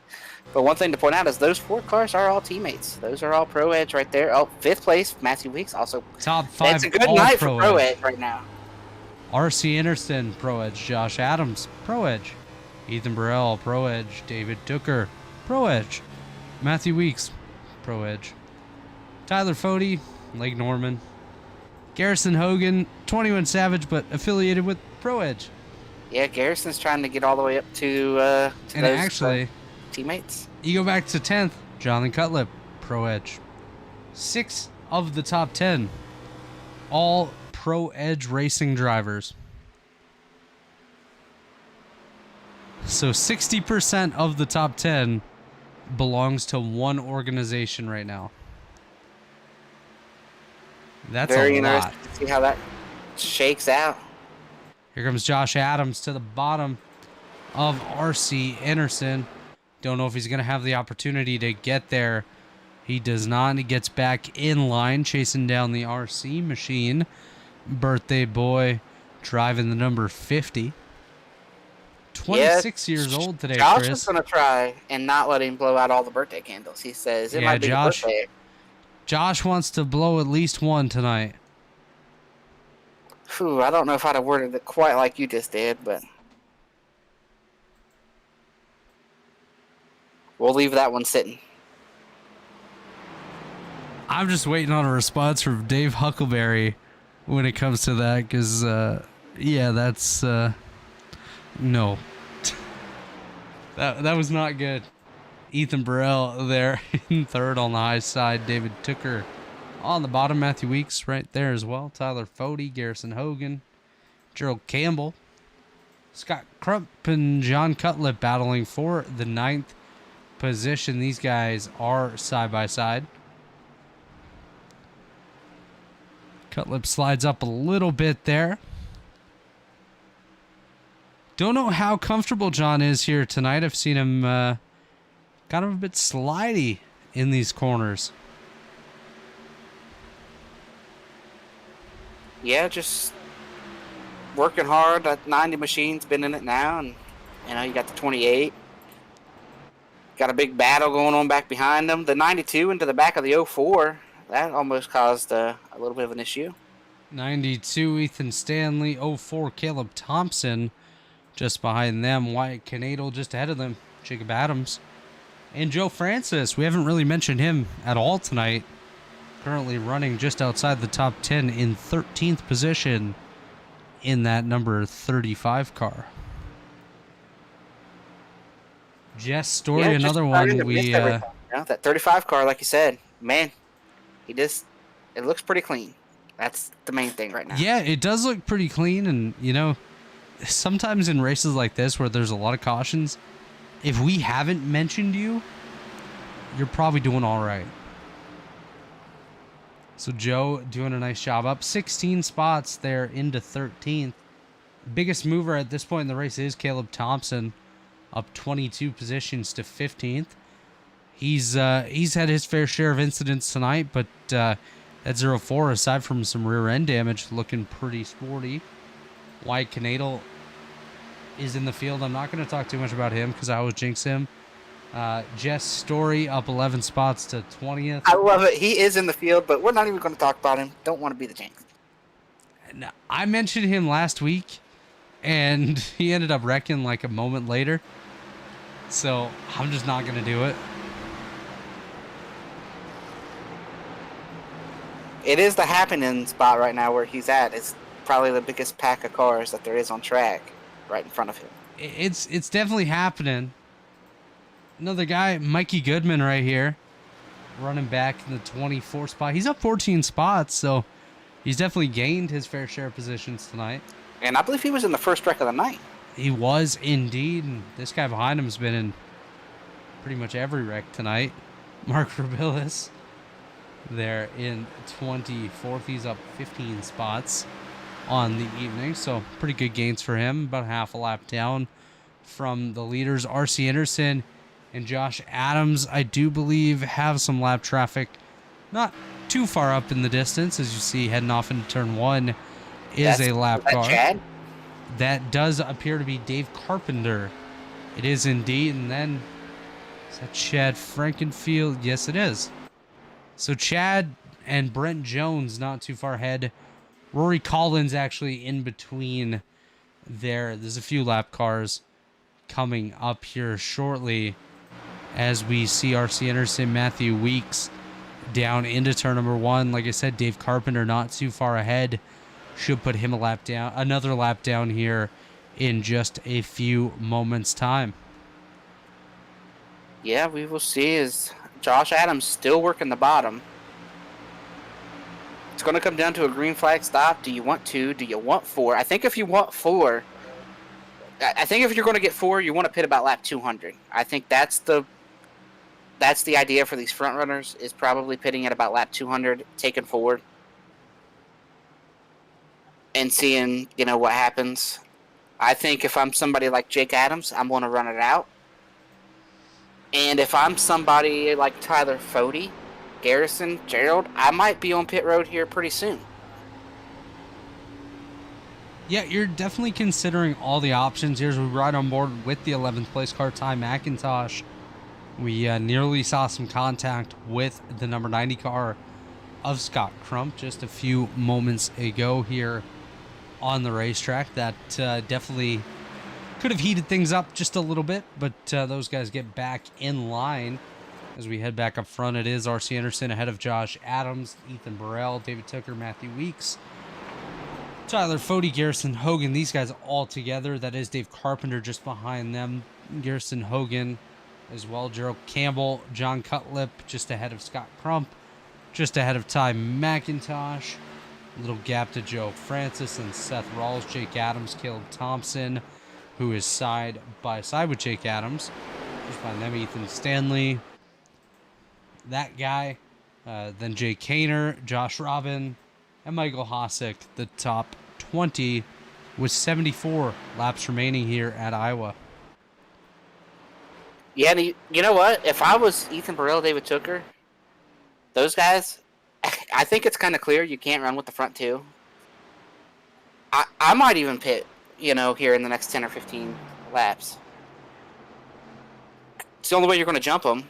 If you I'm a big believer in, if you follow the leader, you're going to follow the leader all the way to the line. So why not do something, put yourself out in front?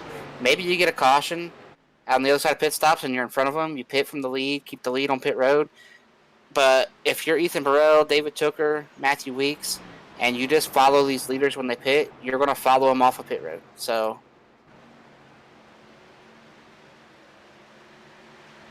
absolutely. As you see the leaders go by, Rory Collins there. Josh Adams looking to the bottom. That thing almost stepped out, it looked like, as he tried to dive down to the bottom of the racetrack. Again, it's RC Anderson leading. Just ahead is Chad Frankenfield and Brent Jones. So 2 lap cars not battling for position. But I still don't think it's going to be that easy to get by these guys. I don't think Chad will be able to put up a fight. I don't think he'll put up a fight, but he might. I don't think he can. I don't think Chad has any ability to fight RC. That car is pretty much destroyed, I think, after that contact. Brett Jones to the apron. The 04 and the 52 right now are running pretty tight. I thought there might be contact down into one. They were able to survive it.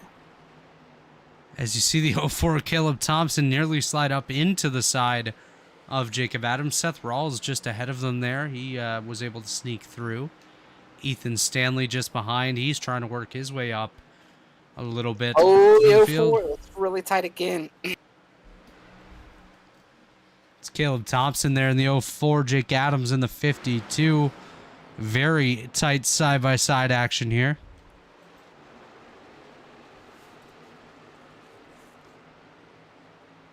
These guys are battling very, very, very tightly for the 14th position. As you see, RC was able to get by Chad Frankfield. Here comes Josh Adams. He's going to work his way by in just a moment. Chad Frankenfield battling a little bit there. He does fall back.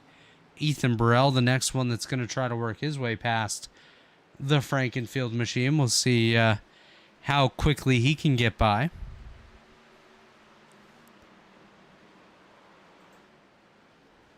Couple side-by-side battles right here. The 04 with the 52 and the 92 was battling the 84. 84 falls back in line just ahead of Jake Kaner. Yeah, one thing I would say about that 04 is you got to make sure you get low enough to where you don't hit that guy. Because if they drive off into the corner and he's running that high and there's contact, odds are it's going to be on the 04. No, you're absolutely correct there. The 04 trying to do whatever he can to try to get by Jake Adams, but I just think they're too close in pace right now to be able to what's hurting complete him is that the move. 25 being out there. If the 25 That's went out actually, there, he might be able to do a slider. That's 'Cause he's a better big than point both as of them. well. You know, the 04 is better than both of them, but he just can't. Jake's also getting a little bit of that pull from the 25. Obviously, draft not that huge here at Iowa, but still helps. Ooh, Caleb Thompson almost into the side of Seth Rawls. We've got Chad Frankenfield closing in here on Scott Crump as well. Oh, Jess Story and Chad Frankenfield get together.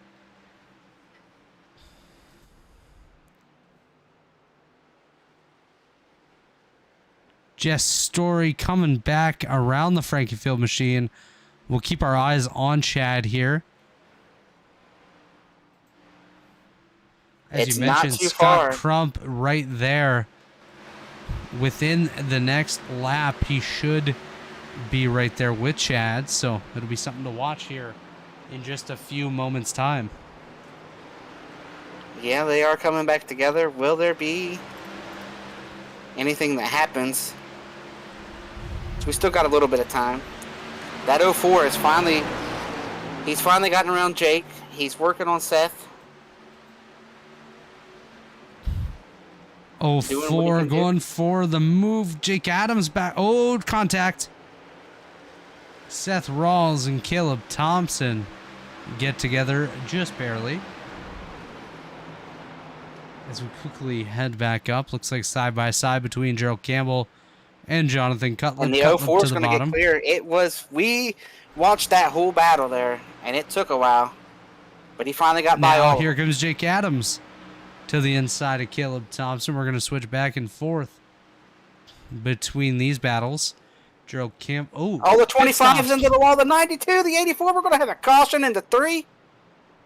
Oh, my. Chris, Josh Adams, and Ethan Burrell just came down pit road when that caution came out. Our race leaders are sitting in their pit boxes right now. Well, not our leaders, because that was RC, but Josh Adams, Ethan Burrell on pit road. That was a caution there. We'll take a look on the Robotics Photography replay machine and see what the heck just happened. You mentioned who was involved in that, Chris? That would be the 25, the 90 of Ethan Stanley, and the 92. It looks like Jake got tight under the 04, pushed up, but there was still a lane out there, and the 25 just went all the way up to the wall. The 25 of Seth Rawls looks like he just hit the wall, unfortunately. Comes down into Ethan Stanley. They do give a piece of that damage to the 84 of Wyatt Canadal as well. And now we see RC, David Tooker, Matthew Weeks, and the rest of the field coming down pit road. Big gainers there, Ethan Burrell. I just don't understand that move out of Josh Adams. Why are you short pitting? I understand it for Ethan, but Josh was the only one up there. It just made no sense. That call was not one that Josh needed to make. It's an interesting call for sure, but might have backfired, really. No, it definitely backfired. They're going to stay out and take a wave. It no doubt backfired. That's unfortunate. It's going to be a lot of work they have to do to get back up there. No tallies issued there from race control. As we will go ahead and take another break. When we come back, we should be about 53, 54 laps to go in the JD's Hilltop Salvage 250.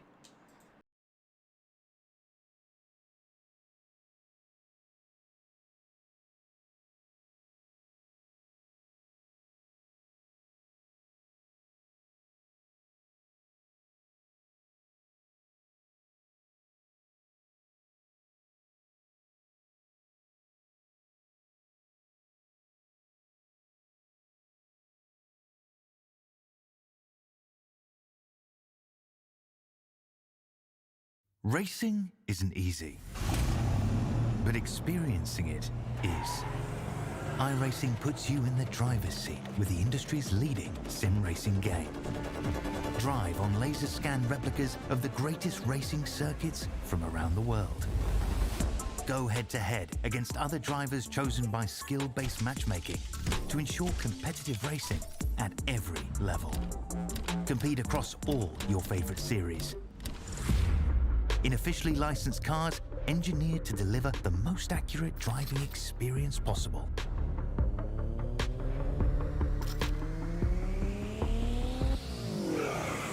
Join a race or host your own with players from across the globe. Race against the computer or in a league with friends. Feel the thrill behind the wheel. Visit iRacing.com.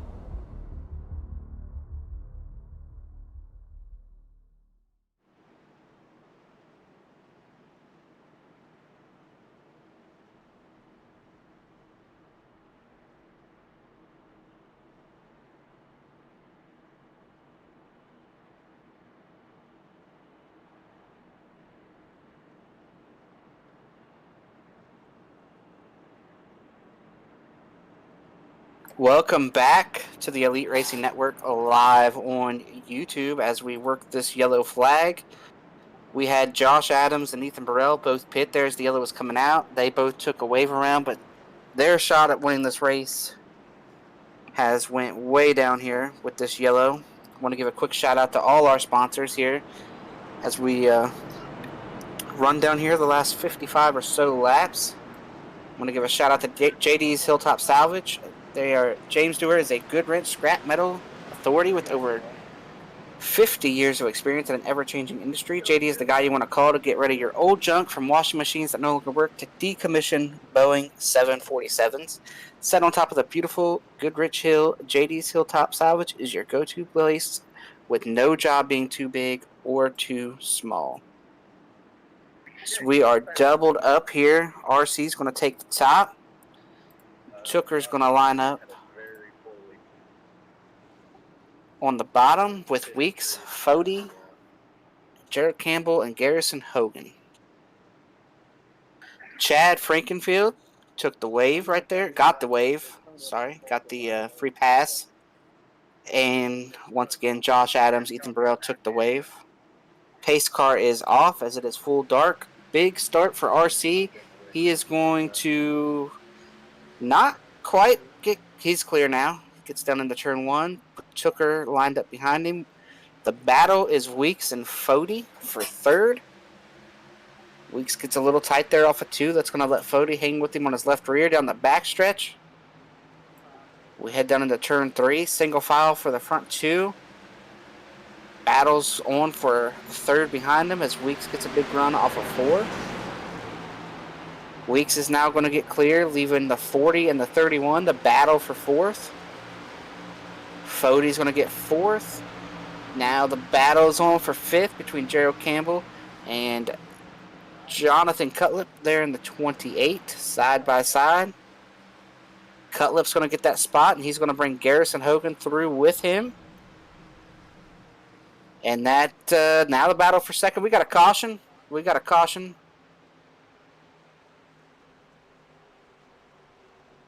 It looks like it was contact between the 80 and the 25. Going down the front stretch, heading down into 1. The 80 moves to the left. Makes contact with Seth Rawls. The 80 is going to spin back up the track. Josh Adams just narrowly misses the spinning car. And that's it. We got away with just a 1-car incident.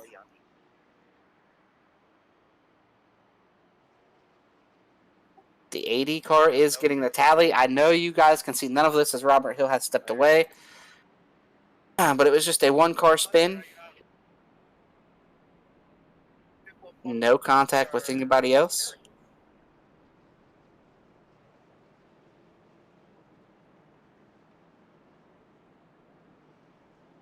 So I am going to go What back. did I just miss there, Chris? We had the 80 car get spun. Well, spun himself there, moved down in the middle of a 3 wide.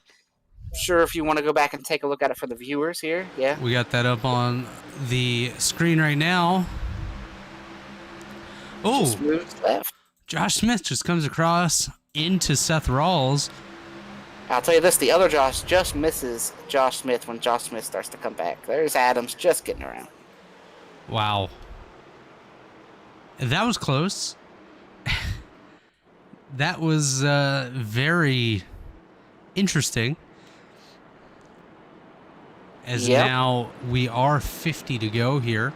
R.C. Anderson leading David Tooker, Matthew Weeks, Tyler Fody, John Cutlip, Garrison Hogan, Scott Crump, Joe Francis, Caleb Thompson, and Jay Kaner up in the top 10.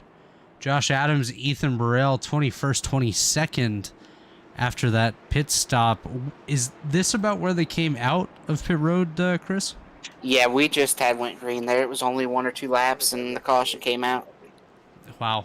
They took the wave. I am going to go ahead and get back to the sponsor reads. We had JD's done. I'm going to hit up TA.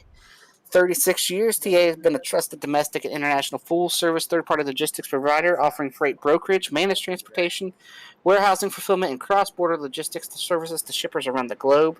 TA Services moves what matters to you. Let the TA Services team make ship happen for you. Blue Egg Marketing. They are the marketing department for small business owners. Blue Egg is your biggest fan. And, of course, Worldwide Technology Raceway.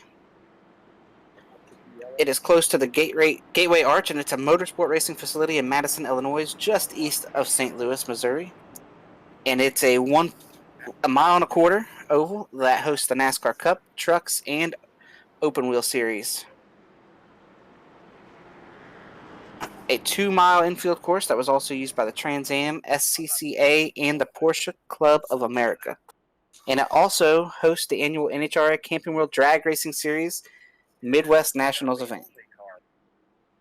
It's a great facility over there. A lot of NASCAR fans don't know a lot about it. It just recently came to the Cup scene.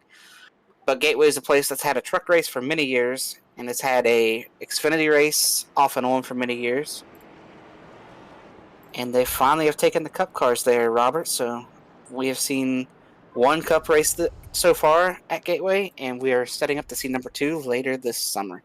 Chris, I don't know if you saw there, but I was issued a black flag by race control for slacking on cameras. Well, I apologize, Nick Massey. I had to use the facilities. Hey, we made it work. It was radio style. I was trying to talk through what was happening there. I was doing my best Barney Hall. Hey, we were showing RC. He was leading. But, just quickly going back to our discussion earlier, we were talking about things coming up here on Elite Racing Network. This upcoming Sunday night, we're going to do a double header in the Stay Tuned Esports Truck Series when we visit Lanier for twin 100 lappers. That's going to be very interesting, Chris.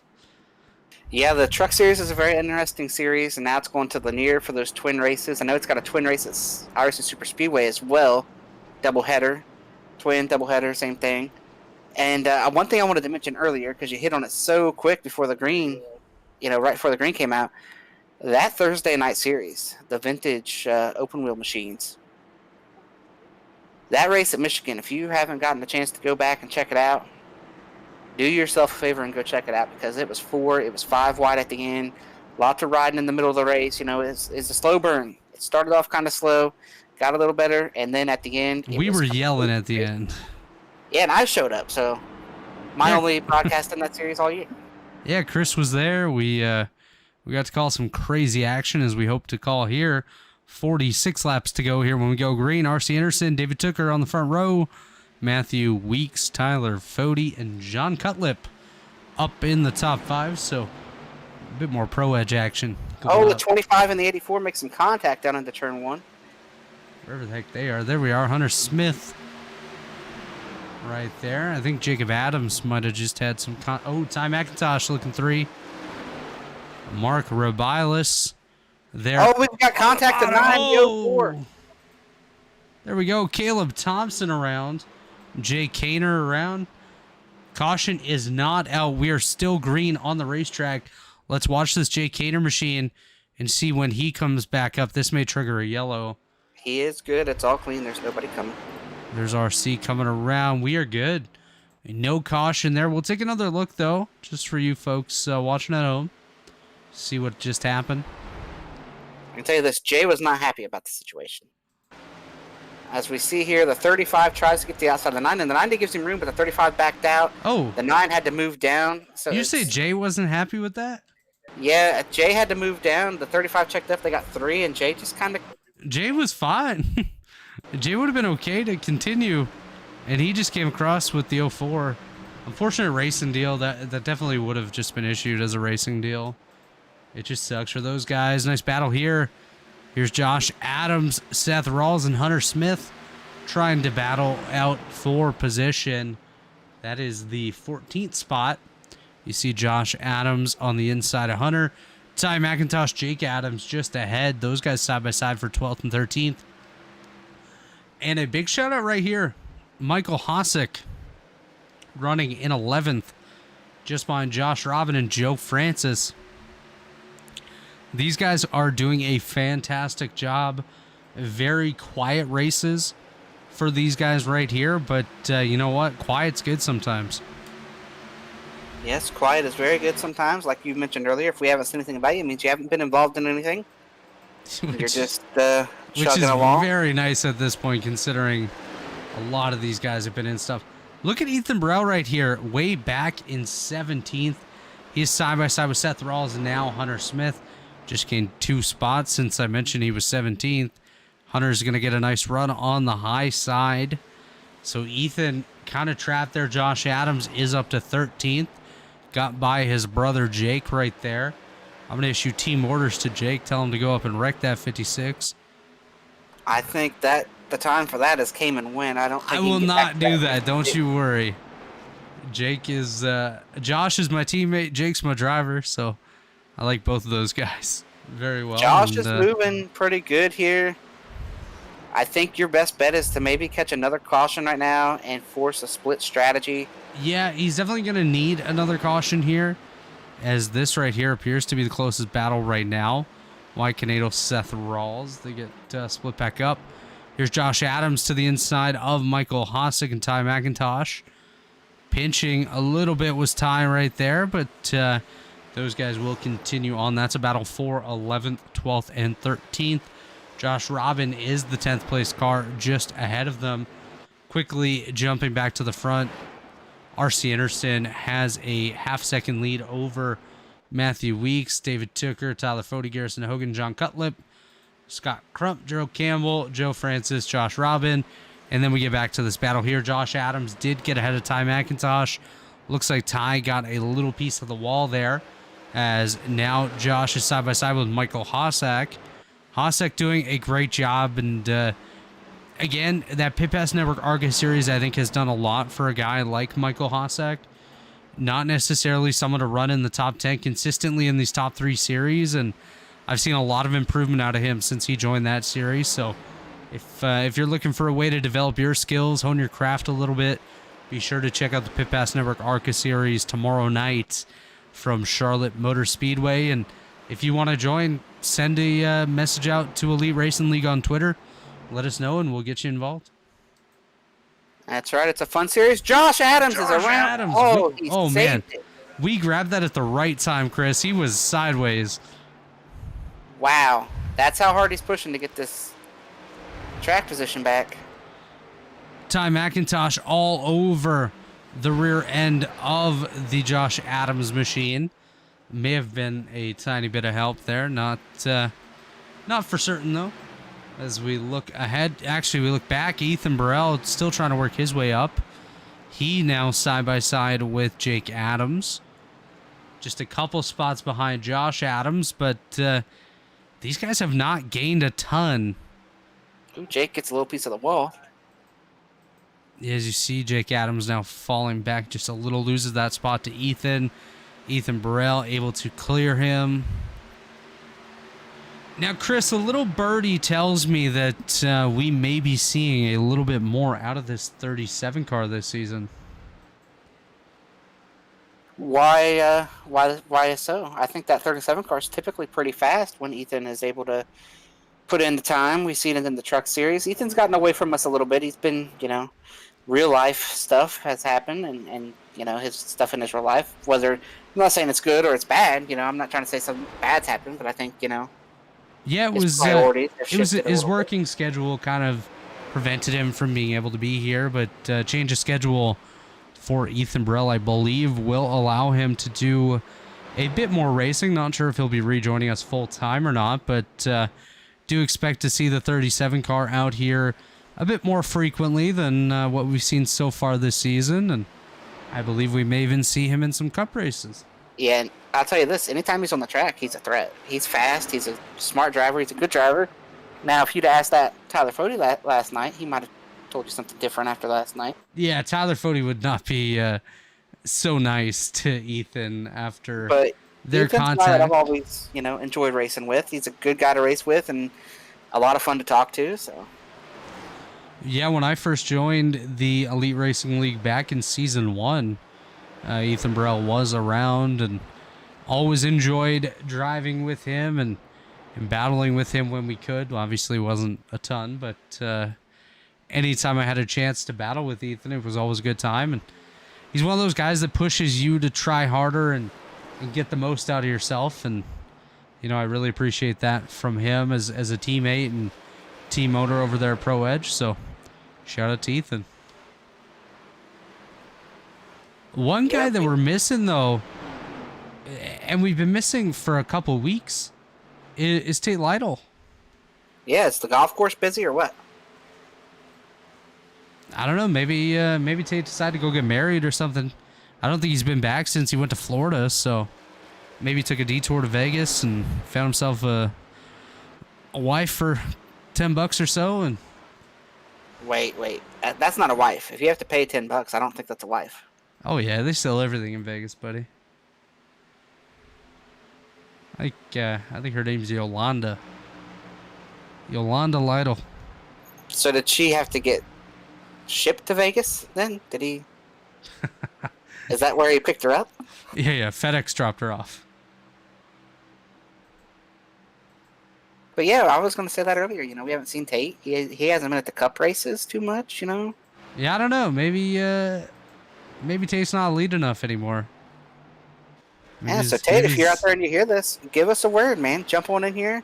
In the words of Harrison Talon, maybe he's a bit washed. I don't know. Maybe he's a fraud. I mean, they did get a bunch of snow up that way, didn't they? Where he's his neck of the woods. Yeah, maybe Tate turned into Frosty the Snowman and He's running around yelling happy birthday to RC. That could be.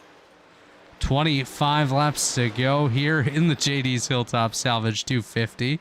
It is birthday boy RC Anderson out front by 1 second over Matthew Weeks. David Tooker about 2/10 behind them. Matthew Weeks trying to spoil the party, trying to steal that first slice of cake here tonight. But RC says, no, thank you. That is my cake, and you are not touching it. I will say this: if we get another yellow, Josh is right all over the back of some of these guys. He's clearly the best car back here and outside of RC. So RC is not wanting to get a yellow and give Josh a chance to maybe pick up a few spots on pit road, restart in the top 6 or 7, and Josh could be a factor in this once again. Have you read the side of Joe Francis's car? Barbecue chips. Barbecue chips. Some podcast. And then a picture of a stick figure with a cell phone. That's fantastic. I like to refer to that as our Ryan Gavel Designs car. That's exactly what I was thinking. Ryan Gavel would absolutely produce something like this. If you need a stick figure paint, check out Ryan Gavel Designs today. That's right. Tell him we sent you. He'll do it for free. Yeah, absolutely. You know, he might even pay you to run it if you let him know that ERN sent you. 21 laps remaining. RC Anderson, old Richard Clayton up there leading the way. I will tell you this. Josh is not having an easy go of passing that Joe Francis machine. I don't think Josh Adams likes barbecue chips. Or some If podcast. He might not anymore. He might be done with barbecue chips. Yeah, I think he's going to go eat some ketchup chips after this. Wow, he tried to slide up in front of him. Yeah, that 56 tried to reach his hand into the chip bag, and they clipped it shut there as Josh Adams just kind of stuck right now. Can't get by Joe Francis or Gerald Campbell. So we see a battle. Hunter Smith, Ty McIntosh falling back here. Ty McIntosh, I think, just went for a little slide. We'll take a look here on the Robilus Photography replay machine. Let's see what happened to Ty McIntosh. Watching the 01 car. Ooh, something's right there. What's going on? It's like it popped out of gear. Yeah. It's like it blew up. Is he still running? Oh, I think he tried to blow his engine.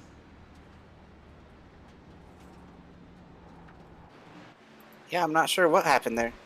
He's running again. It almost sounded like he was intentionally trying to blow his engine, but he wouldn't continue on if that was the case. Because you could hear him rapidly downshifting. So I don't know if he had an issue with his shifter or if the wheel shut off or what, but that was very interesting. Josh Adams now makes it to the high side, trying to get by Joe Francis, but that barbecue chip bag just waving in front of him. He cannot get by that car. Big block there. I think this is going to be it. Here we go. Here goes Josh Adams. Gonna have help from Gerald. Never mind. But Gerald lost it. Josh is going to have to make it 3 wide. If he can get a 2 for 1, that'll be all right. Josh gives Gerald a little punt there, trying to send him off into the field of corn down the yellow brick road. As here comes Josh Adams. I thought he was going 3 wide there, Chris. Yeah, if he's able to get a 2 for 1 out of this, that would be a big deal. You might be wondering why we're watching 8th through 10th rather than the lead, and this is our closest battle we have on the racetrack right now by a bit of a margin. This is Gerald Campbell, Josh Adams, and Joe Francis, 8th through 10th. Joe Francis has been cleared completely by Josh Adams and Gerald Campbell. Josh going to get to the rear end of Gerald Campbell there. Nearly gives him a nudge. Yeah, Gerald trying to make it wide, but I don't think you guys are going to be able to keep Josh behind you. Here comes Josh.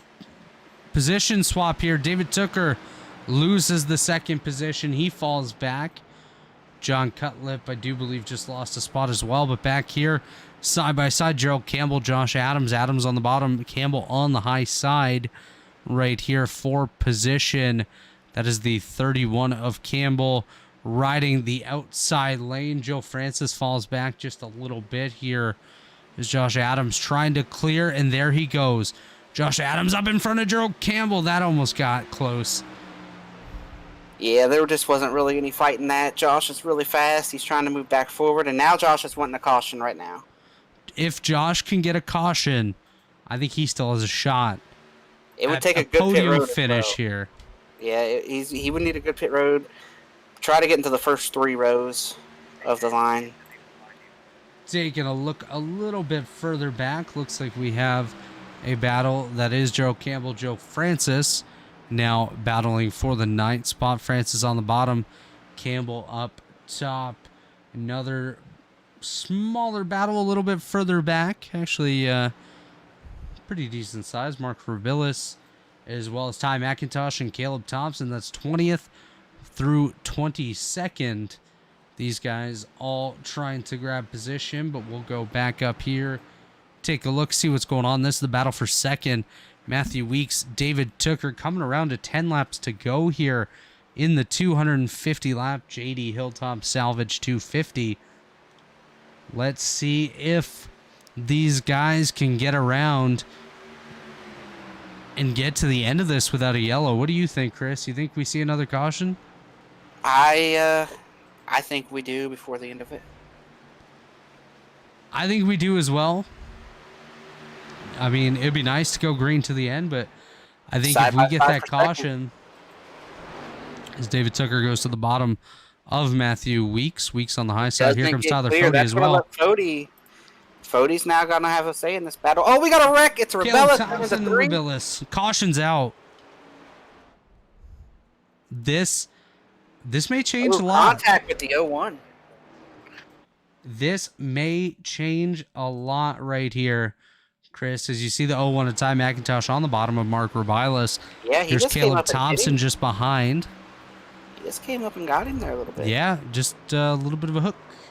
Sends Rubilis around and caution out with 8 laps to go. Let's see who comes down pit road. I think everybody's got to come. The question will be, you think somebody plays strategy here, or not necessarily strategy, but kind of tries something different, sees if they can stay out? I don't think anybody's going to stay out, but I think 2 or 4 would be a big decision. Like, that's the debate, I think, for these guys. As you see, Nick Massey has just issued a tally to Ty McIntosh right there. So tally issued to the 0-1 after that latest contact. Here comes RC Anderson and everybody else. You just saw Dave Carpenter go by on the high side. He has multiple laps down at this point. Chad Frankfield staying out on the racetrack. Chad's on the lead lap here, Chris. There's your car that's staying out. I hope he's just trying to lead a lap here. I hope he's staying out. Oof. Let's see if anybody does too. Let's take a look and see the race off Tyler pit road. Fody. Oh, Trump. Here we go. Burrell on 2. Where's Josh Adams at? There he is. Ooh. All right, we got to watch Chad Frankfield here. See if he comes down. I hope not. Chad's multiple lanes up here. He's not coming down unless he's pulling a Quinn Half and diving down here. But no, that 15's staying out on the racetrack. Interesting call by Chad there.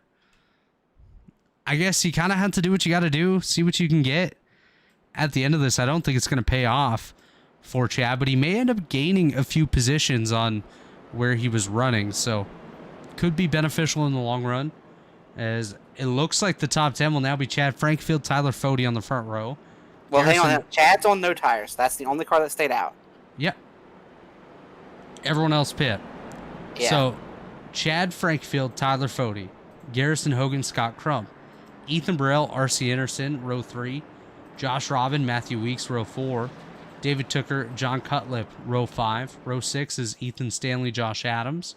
Then Gerald Campbell, Joe Francis, Seth Rawls, Michael Hosick, Jake Adams, Wyatt Knadel, Hunter Smith, and Josh Smith.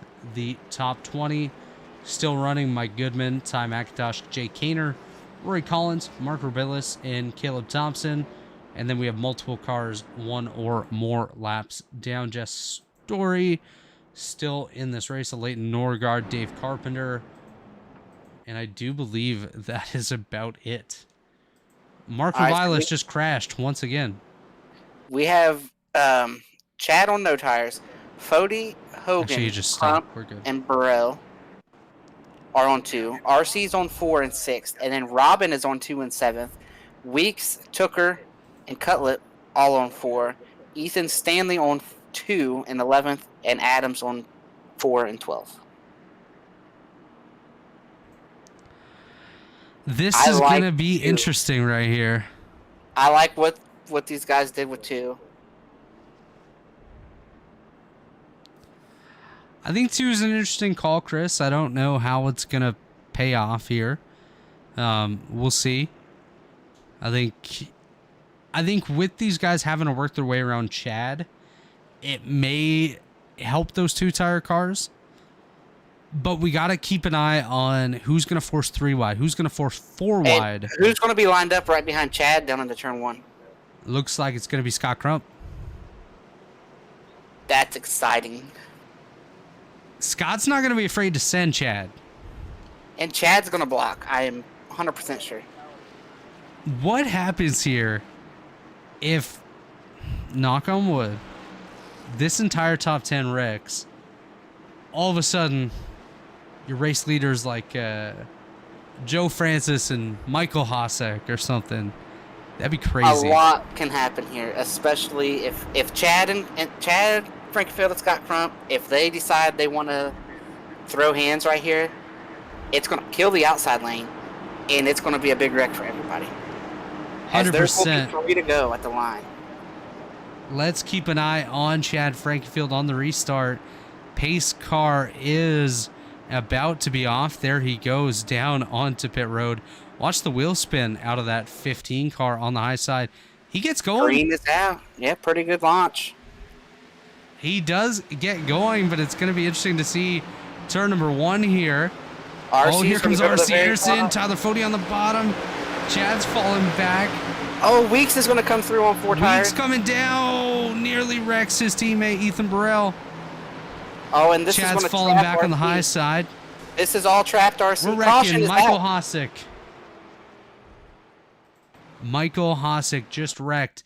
We will take a look on the Revilas Photography replay machine, see what happened. He was 3 wide with Seth Rawls and Gerald Campbell. He just tries to make a move on Joe Francis, and he ends up in the outside wall. Oh no.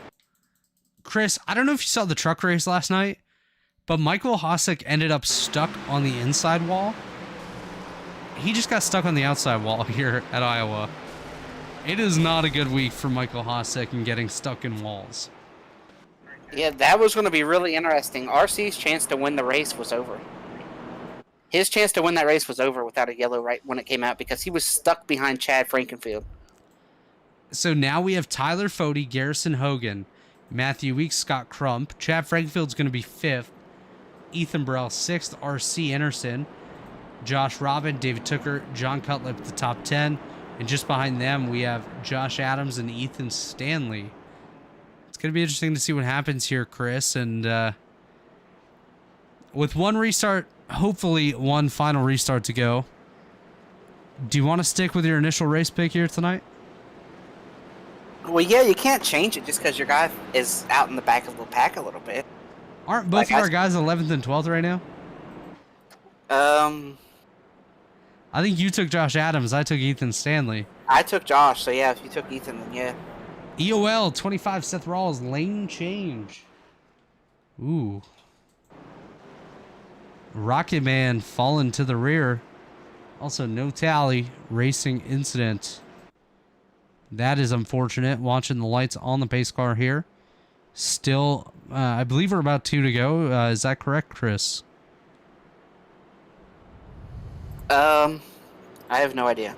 Pace car lights are still on, so at least 2 to go. Lights are still on, so I think we're at least 2 to go. Maybe 2.5 to go. We will see. But looking a little bit further back, Ethan Stanley, Joe Francis, Gerald Campbell, Jake Adams up there in 15th. Wyatt Canadle, Hunter Smith, Ty McIntosh, Josh Smith, Jake Kaner. Then Caleb Thompson, Mike Goodman, Jess Story, Rory Collins, Mark Rebillis, and Seth Rawls, the last of the cars on the lead lap. Rawls will restart 26th after a lane change violation. That's going to be a lot of work for him to do if he wants to get a half-decent finish here tonight. But Chris, what's your strategy right here? If you are, let's say you're RC Anderson here in 7th. Send it, baby. Yeah, just full send. Yep. Lights are still on the pace car. 2 to go. Yeah, they just got 2 to go right there. So yeah, if you're RC, you gotta.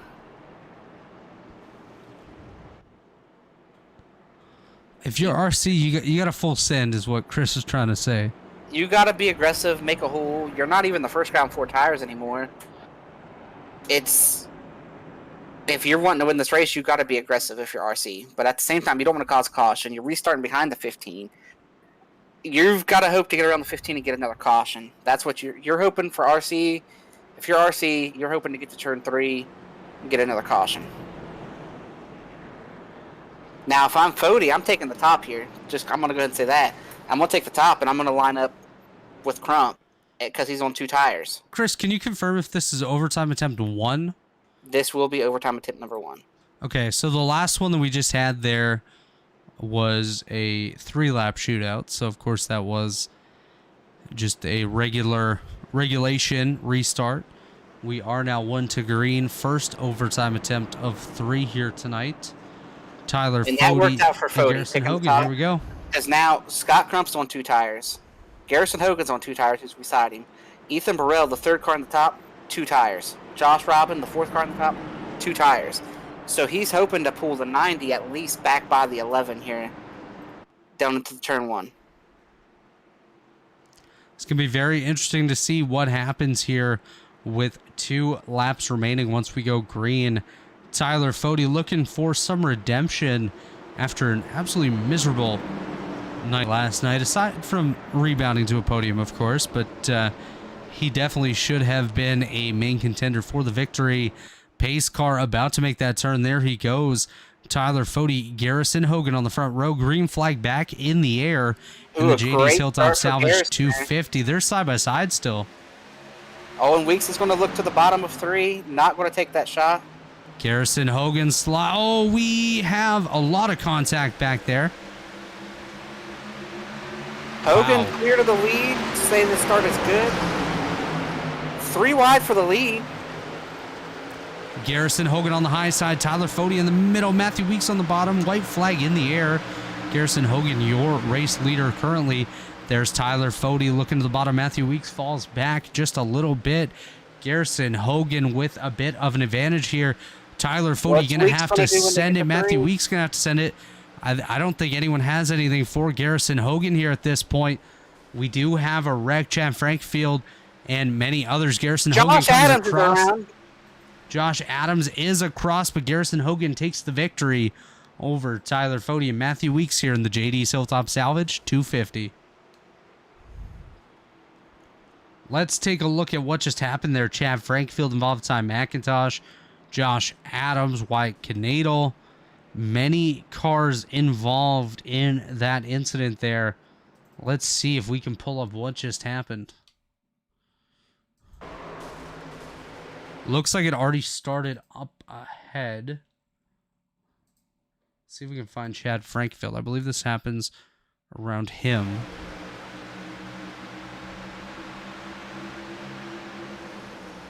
Ty McIntosh into Chad Frankfield, into Jake Kaner, into Wyatt Canadle, into Caleb Thompson, into Josh Adams, into everybody else.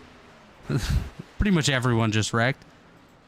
That was one heck of a finish to that race. And of course, Garrison Hogan, your race winner here tonight. Yeah, crazy night. 2 tires worked out. Weeks couldn't get around them all on the 4-tire call. Let's take a look at the final results here this evening. If we can get that pulled up on the screen here.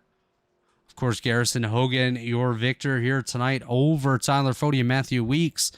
R.C. Anderson, the birthday boy, comes home fourth with David Tooker fifth, Scott Crump sixth, Ethan Burrell seventh, John Cutlip, Josh Robin, and Gerald Campbell round out the top 10. Josh Adams just behind there, Ethan Stanley looking a little bit further back. Half decent result for Mike Goodman tonight, 17th.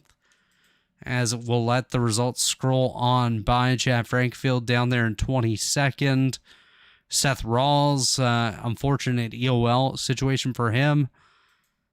Michael Hossack was running top 10, finished 28th. And then you see Brandon Key, Brandon Ultra, Trey Holmes, and the rest of the unfortunate others here tonight. Looks like we do have our third place finisher, Matthew Weeks, standing by for an interview with you, Chris. Sounds good to me. Joining me here now, Matthew Weeks. Matthew, you were the first guy on 4 tires there at the end. Thought you might be able to do something on that green-white checkered, but ultimately settled for third. But take us through your night and how you ended up on the podium tonight. It was a long night, man. Once I choked qualifying, I was like, well, damn, I'm going to get wrecked early. Sorry about saying that, but I went hard early to get track position. It was just all about that, and I don't think I had nothing for Adams and RC. Those boys were really fast on the long run and short run. I was probably like a 6th place car, so finishing third was probably luck, to be honest. You say it was luck, but you were there all night in the top 5, and that's what it takes. You know, sometimes other guys make mistakes or bad decisions, and things happen. You know, RC didn't get the break on the restart that you did. You were able to be the first car on 4, and that's part of those late cautions. You know, you get those late yellows, and things work out. But so far, how would you rate your season here as we are about, halfway to the playoffs? What's your outlook on the rest of the season? I feel like my season's been good. I've felt like I've brought speed weekly. Like pretty much, I felt like Texas, I was probably a 3rd or 4th place car maybe, and then ended up getting wrecked. Rockingham, I just choked. I mean, I'm not gonna lie, I choked that one away. I could have won that race. And then Bathurst, I'm looked in. I don't know where I finished there, but that was crazy in here. I just needed strong points. I gotta finish consistency. I need to get in the chase because it's hard to win in this league now with a lot more faster guys in here. To be honest, it's tough. Yeah, every elite win is tough, and like you said, Rockingham was one. That was a big one there that you let slip away on a restart. But tonight, the restart fell your way. You got third. Maybe could have gotten a little bit more if you wanted to maybe use the bumper there a little bit. But we know that we've all raced with you here, Robert and myself, enough to know that you're a guy that doesn't typically go for that bumper and rather do it clean. And your day is coming. You'll win a race. You'll make the playoffs. All you guys are over there, you and Tooker and Burrell and those guys over there. You're all pretty fast, and you show it every week. And it's just hard to beat your teammates, right? You got RC and Adams up there. There's something else, dude. RC's something else. Adams, I didn't know he was gonna race, and he showed up. Man, he was super fast. But every time I've raced here and he's been here, he's been fast. So it's always one guy to look out here at Iowa. And yeah, I appreciate what you say, man. I don't know. It's hard. These guys are fast. That's all. That's it. Yeah, that it is. It's very difficult. But before we let you go, are there any shout-outs you want to give and sponsors? Yeah, dude. Mrs. Goodies, dude. I'm surprised they come on board after the bad luck season we had last year, man. So I'm proud to put them on podium finally, dude. I want to win a race for them so bad. And Pro Edge, dude, we bring some speed pretty much weekly, it seems like, and seems Ethan is going to be back, so we're going to have to deal with him from now on. And you guys in the booth, y'all do a good job. You know, Chad with everything he does, all the admin. So appreciate everyone that watches everything, man. It was a good night, hard race. Y'all have a good night, though. All right, you too, Matthew, and we'll see you Wednesday night for the Cup race. Oh, yeah, man. Crazy one it's going to be. Chris, that was Matthew Weeks, our 3rd place finisher here tonight. Doesn't look like we'll have Tyler Fody. I know he is battling a bit of an illness, but standing by with you is our race winner, Garrison Hogan. All right, Garrison, you won the race just like everybody thought all night long, right? How did you end up playing the strategy and the 2-tire call and being able to restart second, get around Fody, and just your whole night in general there of finding your way to be the guy that won? Botched the qualifying lap, which doesn't do you great. Yeah, I just kind of had to do what I had to do to make my way up there and get some track position. made a bold call at the beginning and stayed out. I was on the 70-something lap old tires, and everybody else in the field, I think, at pit, and I somehow stayed up in like 7th or 8th, and that's what turned the race around. Then, I don't know, there at the end, I tried too hard and smacked the wall off of 2 one lap, and I was like, okay, we'll just take 5th or, maybe 2nd. Like, I was right there with the other 3 at the end of that run, and caution came out, stopped by that. So I don't know. I looked at the lap count. And I was like, okay, I can take 2 and just hope that I can rely on my skills to wheel it and hope that I can stay in front of people. And if somebody throws a slide job, just get underneath them. But I don't know, man. The last restart, the timing was impeccable. The green flag came out, and like as soon as it came out at the same time, like I just floored it. I didn't care whether or not, Fody was gonna go later or whatever. I just knew the green flag was gonna go right there. So I just went. And I just happened to have enough grip to hold everybody off. Like I was really lucky that I stopped the fuel where it was in the pits. Yeah, and like you said, you're talking about the restart, but we noticed early in the race that you were pretty good on the long run. We had noticed that you had not used set yet when everybody else had. So, what was the strategy like, and the overall the way you got to be in position there at the end and before that 2-tire call? Yeah, it was just a long run pace. Like I didn't do much, I think, in practice, but like I kind of remember from the last season, I was fast on the long run, and I remember at night it got a little bit tight. So the best thing for me to do was when I got the track position early on was to try to keep it. So I usually would run the bottom, but I didn't run it because everybody else is just going to go flying by. So I pretty much just tried to keep a top 10 spot, and that somewhat kept me in the race. But being at 5th helped me a little bit more because I could kind of be closer to the front and have a little bit of a strategy call there at the end to play, and it just happened to work out. I got really lucky. Like honestly, I got really lucky. My lap times might have been at top 3 or whatever all night, but I got lucky to win that one. That was RC's. Well, Garrison, before we let you go, are there any sponsors you want to thank or shout outs you want to give? Yeah, 213 somewhere on the side of the car. Like I said, always represent those guys with the merchandise that he puts out there. T-shirts all the way into like banners that you can put on the wall. I believe doormats, different things like that. So visit the website, 213somewhere.com. JD Designs, of course. Jonathan Cutlip, for nobody that knows, that is JD Designs, and he paints such beautiful cars, from my Road to Pro trucks to any other car that I need, B car, A car, it doesn't matter. You guys, Chris, Robert, thank you guys for the broadcast. Chad for putting on the league, and everybody else behind the scenes that makes it happen. Well, all right, Garrison, congrats on the win. Good luck the rest of the season. It's about halfway to the playoffs here, and I'm sure you're going to be a threat once the playoffs come around. So just racking up these wins now and trying to go win a championship. So we'll watch you the rest of the season, and like I said, good luck. Yeah, we'll see if I meet the race threshold, but thanks. All right, Robert. I've been in touch with Fody. He wanted to thank everybody back at the Lake Norman racing there. Had a good run tonight. He said something about the green flag came out on its own before he went. Felt like it worked against him there on that last restart. And he wanted to give a shout out to all the sponsors, everybody at Blue Egg Marketing helps make it happen. Hopefully here, maybe You by can't Wednesday. forget KMP Graphics. He always shouts them out too. Oh, that's right. Yeah, he just sent that to me. KMP Graphics, Kendall No Player Graphics, does great cars. He paints my car for the ARCA series. Painted my Cup car last year. Kendall does a great job. So hopefully, maybe by Wednesday, if not by next week, Tyler can get his voice back and be able to come up here and talk to you himself. But as for the way it is right now, me and him being teammates and having a line of communication right here after the race, he sent me some messages and said that he had a good race tonight, had a great strategy call there for 2 tires. It was the only way he was going to get in front of some of those guys. So almost worked out, but he will take second and move on to next week. Absolutely, and he is indeed the points leader by 25 points over David Tooker, 42 over Josh Robin, 50 over Latham Joyner, who will not be here for the rest of the season, and 54 over Scott Crump. So congratulations to Fody on a great run tonight. Hopefully he does feel better soon. Congratulations to Garrison on the win. and Matthew Weeks on third. Chris, final thoughts from you? Well, it was a long race, full distance. We had a lot of green flag racing there in the middle. It was a sketchy start and a sketchy end, but you'll have that at a shorter track like Iowa.